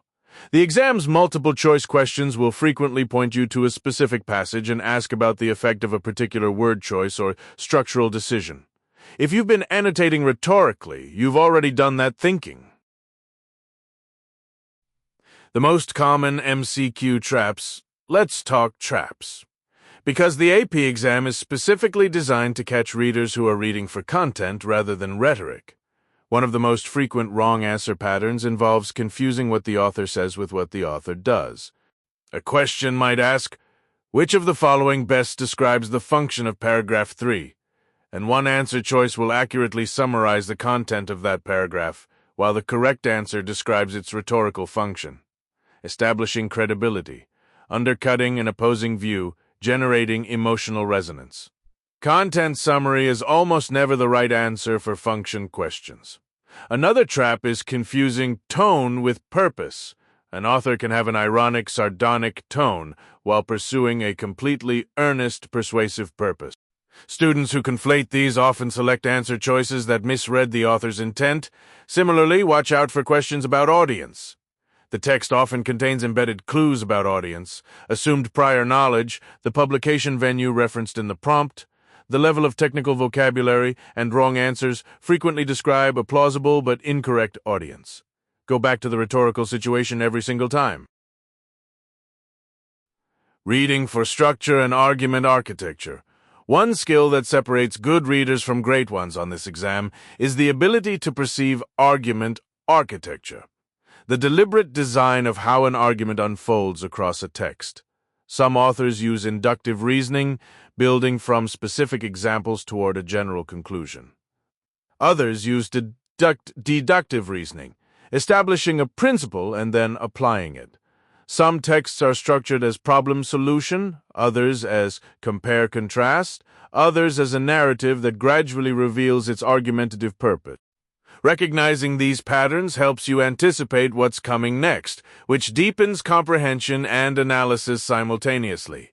The FRQ rubric for rhetorical analysis explicitly awards points for discussing how choices work together to advance the author's purpose, not just listing them in isolation. So as you read, practice asking, how does this choice work in combination with the one before it? How does the author use structure to control what the reader experiences and when? Connections to other units. This skill doesn't live in isolation. The close reading habits you develop here are directly connected to Unit 5's work on argumentation and evidence, because understanding how other authors marshal evidence trains you to do it better in your own writing. It connects to Unit 7's work on style and syntax, since rhetorical reading requires you to analyze sentence-level choices. And it loops back to Unit 1's introduction to the rhetorical situation, making 9.15 a kind of culminating synthesis of everything the course has been building toward. The deeper you go with rhetorical reading as a practice, not just an exam skill, the more naturally the analysis flows when you sit down to write. As you get comfortable reading nonfiction prose this way, the next step is taking that analytical eye and directing it at the specific elements that College Board most frequently asks you to evaluate and discuss. 9.16. Avoiding rhetorical labeling without analysis, the labels trap. Let's talk about one of the most common and most heartbreaking mistakes students make on the AP English Language and Composition exam. It's called the labels trap, and here's how it usually plays out. A student reads a passage, spots a rhetorical device, writes the author uses an anaphora, and then moves on. They feel like they've done the work. They feel like they've shown off their vocabulary. But the College Board scorer reading that essay is about to circle that sentence and write exactly nothing next to it, because identifying a device without explaining what it does is worth essentially 0 points. Think of it this way.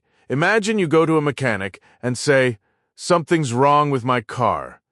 The mechanic looks under the hood and says, "Yep, that's a carburetor," then walks away. You'd be furious, right? You didn't need the name, you needed to know what the carburetor is doing to your car and why it matters. Rhetorical analysis works exactly the same way. The device is just the name on the part. Your analysis is the explanation of what it's doing to the engine of the argument. What the labels trap actually looks like. Here's a sentence you might write when you're rushing or nervous. The author uses ethos to establish credibility.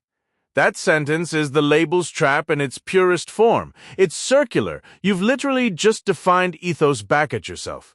You haven't told the reader how the author establishes credibility, what specific language or move creates that effect, or why that credibility matters to this particular audience in this particular rhetorical situation. The College Board scoring rubric for the free response questions explicitly rewards what it calls commentary, and commentary means analysis, not identification.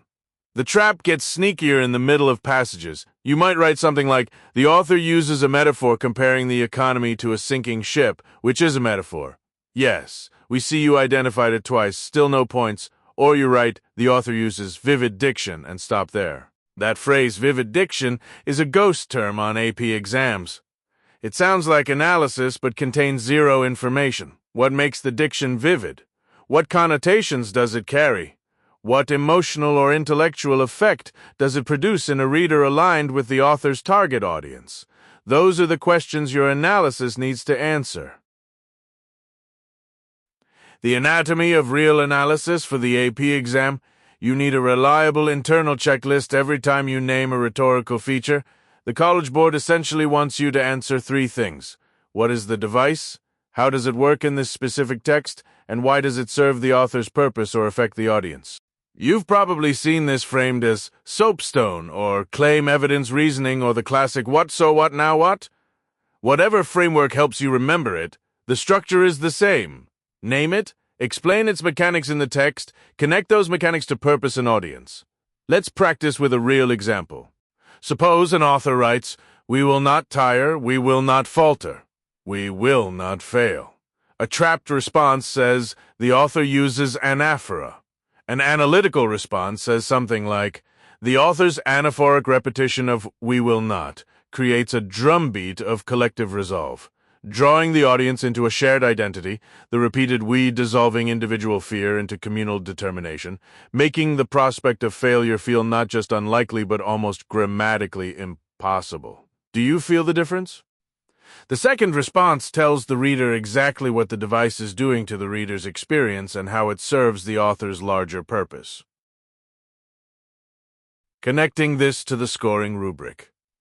On the Rhetorical Analysis Free Response question, that's question 2 on your exam, the scoring rubric awards points in 3 categories: thesis, evidence and commentary, and sophistication. The evidence and commentary row is where the labels trap does its damage.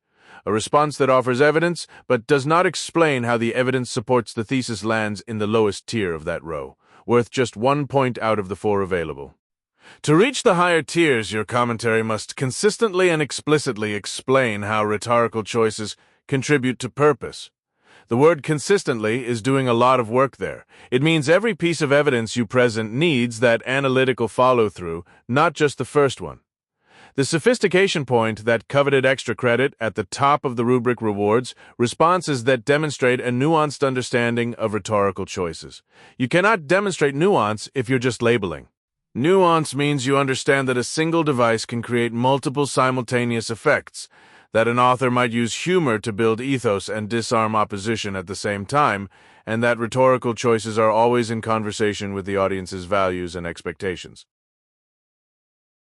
Edge cases and the sneaky versions of this trap on MCQs on multiple-choice questions, the labels trap appears in a different costume. You'll see answer choices that correctly identify a device but misattribute its effect, and choices that correctly identify the effect but mislabel the device. The dangerous wrong answer is the one that gives you the right label with a vague, generic purpose. Something like, the author uses parallelism to make the argument more persuasive. That's technically not wrong, but it's so imprecise that on an MCQ it's usually the distractor designed to catch students who are thinking about labels rather than effects.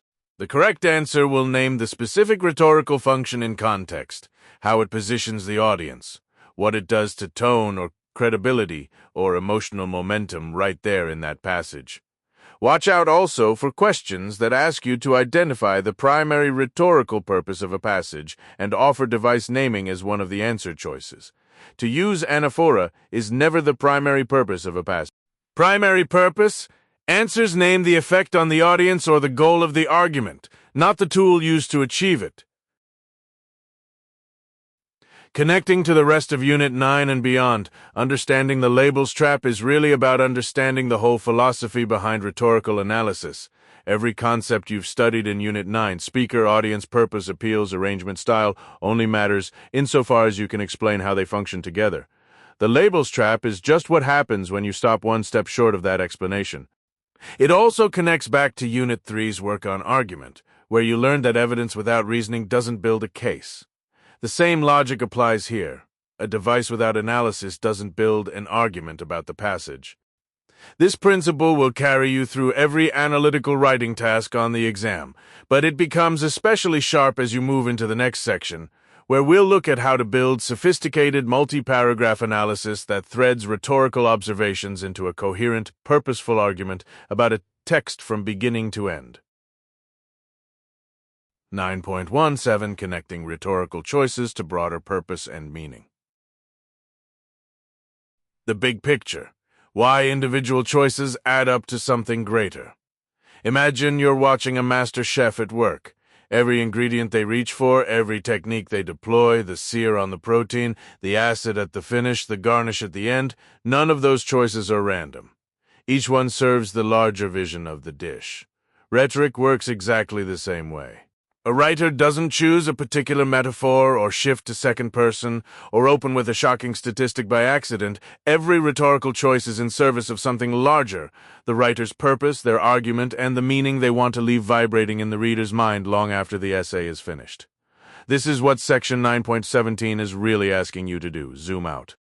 You've spent time learning to identify individual rhetorical strategies. Ethos, pathos, logos, syntax, diction, tone, structure.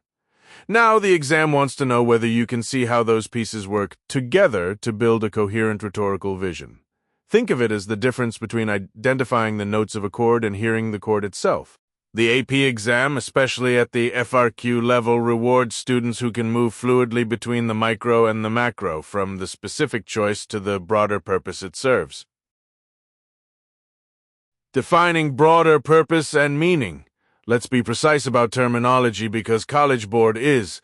When the exam refers to a writer's purpose, it means the reason the writer produced the text at all: to persuade, to inform, to commemorate, to critique, to inspire. But meaning is a subtler, richer concept. Meaning refers to the cumulative intellectual or emotional insight the text generates. A eulogy's purpose might be to honor the deceased, but its meaning might be something like, grief is inseparable from gratitude, and loss is how we understand love. Notice how meaning goes deeper than purpose. It's the resonance that outlasts the occasion. When the AP exam asks you to connect rhetorical choices to broader purpose and meaning, it's asking you to articulate how the how produces the what, how the writer's craft decisions produce the argument's full emotional and intellectual weight. This is the analytical move that separates a score of 3 from a score of 5 on the Rhetorical Analysis FRQ. The analysis move from choice to effect to meaning. Here's the formula, and yes, you should think of it as a formula that drives strong AP rhetorical analysis. Rhetorical choice, immediate effect. Contribution to broader purpose, meaning. That 3-step chain is your analytical engine. If you stop at step 2, you've written a competent but limited response. The third step is where sophistication lives. Take Martin Luther King Jr.'s letter from Birmingham jail. When King opens by addressing his audience as, "My dear fellow clergymen," the immediate effect is one of collegiality and shared identity. He signals that he and his readers occupy the same moral and professional world. But connect that to broader purpose, and something more powerful emerges. King is establishing the rhetorical ground on which he'll hold those clergymen accountable. He cannot critique them as an outsider. He must first claim kinship. That salutation isn't just politeness, it's the rhetorical prerequisite for everything that follows. That's the kind of connection the AP exam is looking for. Cumulative versus isolated rating. One of the most common traps on both the MCQ and FRQ sections is treating rhetorical choices as isolated events rather than as parts of a developing argument. A wrong answer choice on the MCQ will often correctly identify a rhetorical device, but misdescribe its function within the larger text. The test is checking whether you understand that context is everything. A metaphor that appears in the opening paragraph of an essay might function differently than a nearly identical metaphor that appears in the conclusion, because by the conclusion, the argument has built layers of meaning that the metaphor now resonates against. Train yourself to ask, where does this choice appear in the text, and what has the writer established before arriving here? The structural position of a rhetorical choice is itself meaningful. An anecdote that opens an essay establishes an emotional frame for everything that follows. The same anecdote placed at the conclusion functions as a return, a kind of resolution, and carries the weight of the entire argument behind it. How this connects across the course. You've been building toward this skill since Unit 1. When you studied claims and evidence, you were learning how arguments are constructed. When you studied rhetorical situation in Units 4 and 5, speaker, audience, purpose, context, exigence, you were learning the environment in which choices are made. Unit 8's work on style and tone gave you the vocabulary for identifying how writers speak. Now in 9.17, you're being asked to synthesize all of that. The rhetorical situation explains why certain choices are made, style and structure are the choices themselves, and broader purpose and meaning are the destination all those choices are moving toward. This synthesis is especially critical for the FRQ rhetorical analysis prompt. Scoring rubrics explicitly reward responses that move beyond identifying devices to explaining their contribution to the whole. The sophistication point on the rubric, the hardest point to earn, is almost always awarded to essays that articulate this broader meaning with precision and insight. The trap of device spotting without argument. The single most common error students make, the one that keeps smart, hard-working readers from scoring a 5, is what teachers sometimes call listing and labeling. That's when a response identifies a metaphor, explains what it describes, then moves on to identify an anaphora, explain what it repeats, then moves on again, never stepping back to ask what the accumulation of all these choices means. It's like describing every brushstroke in a painting without ever asking what the painting is about. The exam doesn't just want you to prove you saw the choices, it wants you to prove you understood why a thoughtful writer made them in service of a larger argument. So here's your exam mantra. Every time you name a rhetorical choice, ask yourself, so what does this accomplish for the argument's ultimate meaning? If you can answer that question with specificity, not just creates an emotional connection, but something like forces the audience to confront their own complicity in the very crisis the writer is diagnosing, you are writing at the level the AP exam rewards. Precision of language matters when you write about broader purpose and meaning on the FRQ. Word choice is everything. Weak responses use vague verbs like shows, demonstrates, or proves. Strong responses use precise functional language. The writer reframes the audience's assumption, implicates the reader in the argument, destabilizes a comfortable belief, elevates a specific instance into a universal claim. The College Board rubric rewards what it calls sophistication of thought, and the language you use signals whether your thinking is operating at that level. With this understanding of how individual choices build toward cumulative meaning locked in, you're ready to apply these analytical skills in the context of the AP exam's most challenging passage types. And that's exactly where we're headed next. 9.18 Scoring the Rhetorical Analysis FRQ. Understanding the rubric, thesis, evidence, and commentary sophistication. Let's talk about something that can genuinely change your score on exam day. Understanding exactly how a College Board reader grades your rhetorical analysis essay. Think of it like this. If you were baking a cake for a competition and you had access to the judge's scoring sheet ahead of time, you'd be a fool not to read it carefully. That scoring sheet exists for the AP Lang FRQ, and it's called the rubric. Today we're going to pull it apart piece by piece so you walk into that exam knowing exactly what earns points and what leaves them on the table.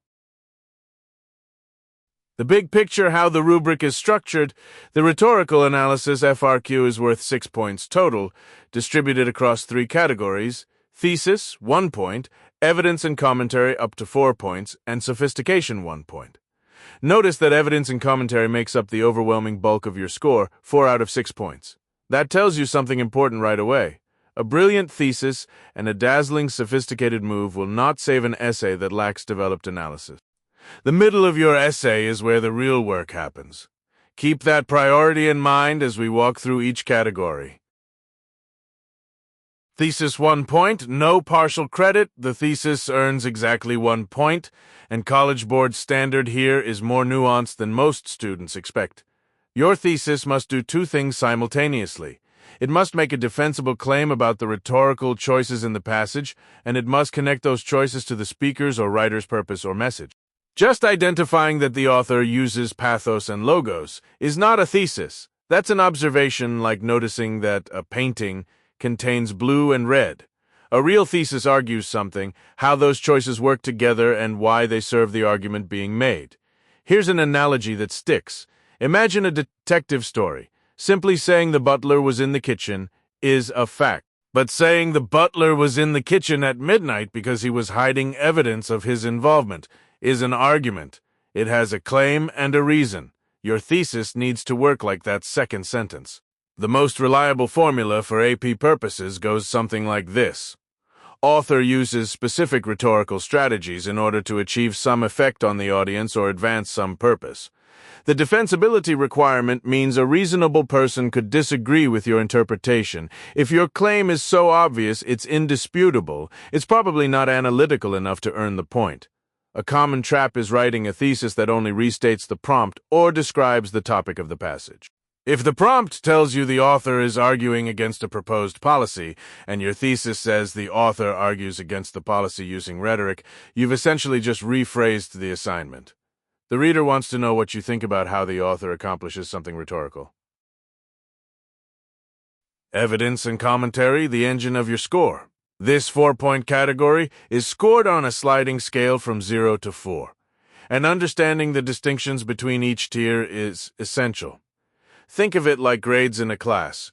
You can earn an A, B, C, D, or F, and the difference between each level is the quality and depth of your analysis. At the 0 end, you have writing that doesn't meaningfully engage with the text. At the 1-point level, you're offering evidence, but with little to no commentary, you quote the author and then basically move on. At 2 points, you provide some commentary, but it remains general or surface level, explaining what the author does rather than fully exploring how or why it works on the audience. At 3 points, your analysis is specific and consistent. You're explaining the effect of rhetorical choices on the audience with real precision. The 4-point tier requires consistent, well-developed analysis throughout the essay where commentary is specific, relevant, and clearly linked to your thesis. The distinction between 2-point and 3-point commentary trips up more students than almost anything else. 2-point commentary tends to stay at the level of naming and labeling. You might write, the author uses an appeal to emotion here, and stop there. 3-point commentary pushes further. By describing the refugees' faces in visceral, almost photographic detail, the author forces the reader to inhabit the experience of displacement rather than observe it from a safe distance, making indifference feel morally impossible. That second version explains the mechanism and the effect. A useful self-check question after every piece of evidence you discuss. Ask yourself, so what does this do to the reader, and why did the author choose this specifically? If you can't answer that, your commentary isn't done yet. Evidence itself must also be integrated thoughtfully. You can quote directly, paraphrase, or make a specific reference. All three count as evidence, but vague summary references like the author makes many good points throughout the speech earn you nothing. Specificity is the currency of this category. Sophistication, the hardest point to earn. 1 point, and College Board explicitly warns readers that it should be awarded rarely. This is not a point you can fake or formulaically insert. Sophistication means your essay demonstrates a complex understanding of the rhetorical situation. College Board identifies 4 ways to earn this point, and you need only one.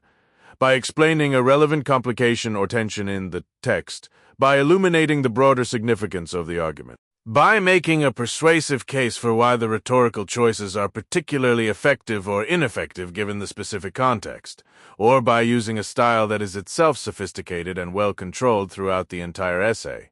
The most dangerous misconception about sophistication is that it's just about vocabulary or sentence variety. Throwing in the word juxtaposition or writing in long sentences does not earn this point. A sophisticated essay is one where your thinking is genuinely complex, where you're wrestling with something that isn't simple. For example, acknowledging that a rhetorical strategy that seems emotionally manipulative might actually be the only ethical choice given the urgency of the situation shows the kind of nuanced, tension-aware thinking that earns this point. Sophistication also cannot appear only at the end as a tacked-on conclusion. It must permeate the essay or appear as a developed, sustained line of thinking, not a single sentence that says, "This essay was written during a time of great change." Connecting the rubric to your broader AP work. Notice how this rubric reinforces skills you've been building all year. The thesis requirement echoes the argument-making skills from Unit 7. The evidence and commentary structure directly mirrors the close reading and rhetorical analysis work you did in earlier units, when identifying appeals, syntax, and diction. Even the sophistication criterion connects to Unit 8's focus on argument complexity, acknowledging counterarguments and contextual nuance. The rubric isn't a new skill set. It's a map of skills you already have as you prepare. Practice reading your own essays against this rubric before you submit them on practice essays. Be your own cold-eyed reader. With the scoring rubric now firmly in your toolkit, let's turn to how you can apply these principles to actual timed writing, because knowing the rubric is only half the battle, and next we'll look at strategies for executing under pressure. 9.1-19 Developing Sophistication. Complexity, nuance, and broader implications in rhetorical analysis. Here's something that separates the students who score a 3 on the AP Lang exam from the ones who score a 5. The 5 scorers don't just describe what a writer does. They explain why it matters beyond the page. They zoom out. They make connections. They hold two competing ideas in tension without needing to resolve that tension cleanly. That quality has a name on the College Board's rubric: sophistication. And today we're going to take that word apart and make it something you can actually do, not just aspire to. What the College Board actually means by sophistication. Think of sophistication the way you'd think about depth of field in photography. A beginner points the camera and snaps. Everything is in focus. Nothing stands out. Everything gets equal weight. A skilled photographer adjusts the aperture so that the subject is razor-sharp and the background beautifully blurs, creating dimension. Sophisticated writing works the same way. You're not just cataloging what the author did, you're bringing certain things into sharp focus and showing how they connect to a bigger, blurrier picture behind them. On the AP Lang exam, sophistication is specifically a .6 concept in the Rhetorical Analysis Free Response question rubric. It's awarded only in the commentary category, and it's worth 1 point, but it's the hardest point to earn. The College Board says a student earns this point by demonstrating a complex understanding of the rhetorical situation. They describe several specific ways you can do this, and knowing all of them is non-negotiable for a 5. The 4 pathways to sophistication. The College Board explicitly identifies 4 ways to demonstrate complexity and nuance. You need to know all 4 because different passages will invite different approaches, and on exam day, you have to recognize which path opens up before you. The first pathway is explaining the significance or implications of the argument, essentially answering the so what question.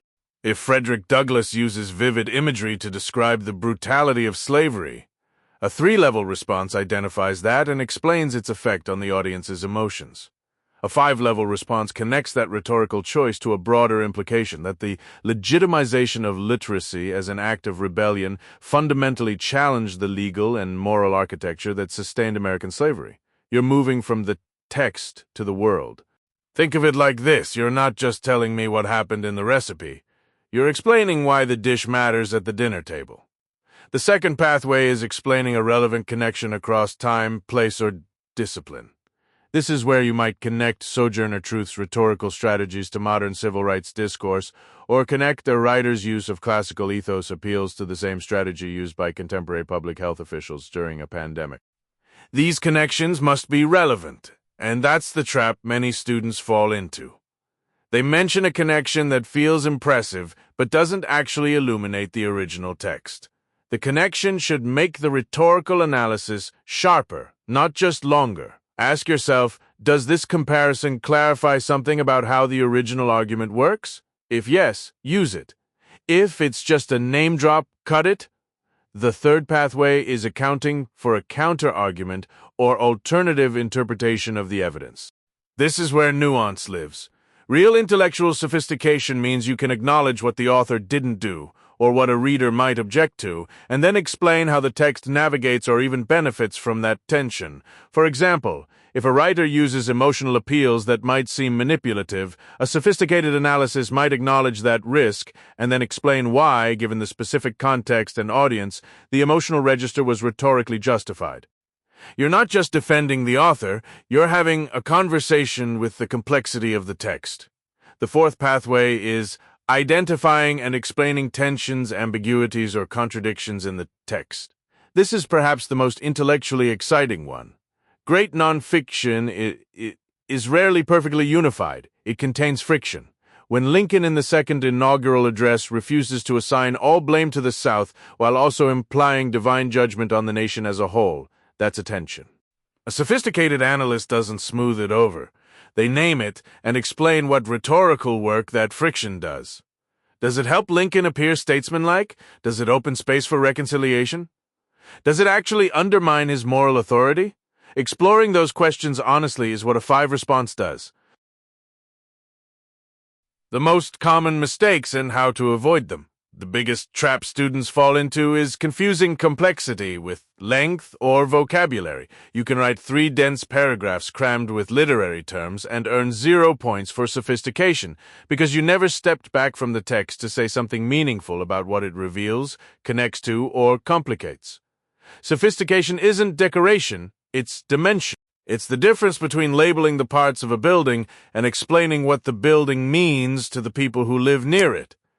Another common error is placing the sophistication attempt at the very end of the essay as a throwaway line, something like, "This speech also connects to modern political discourse today." That's a gesture toward sophistication, not an achievement of it. The College Board is looking for a developed, sustained demonstration, ideally woven through your analysis rather than bolted on at the last second.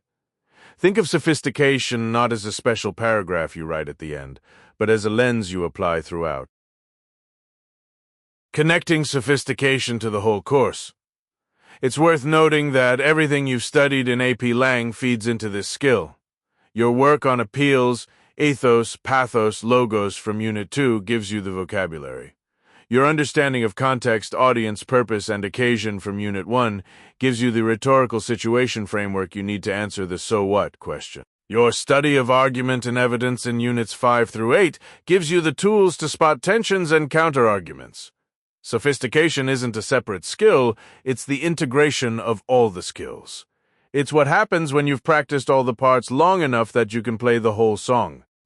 When you sit down with a rhetorical analysis prompt on exam day, ask yourself these questions as you read. What does this choice reveal about the world the author lived in? What would a skeptic say? Where does the argument get complicated or incomplete? What does this remind me of? And why does that connection matter? Answering any one of those questions in a developed, textually grounded way is your ticket to that 6th-row sophistication point. And with that foundation in place, you're ready to take everything we've discussed about rhetorical analysis, the strategies, the nuance, the big-picture thinking, and see how it all comes together when you actually sit down to write a full, polished rhetorical analysis essay under exam conditions.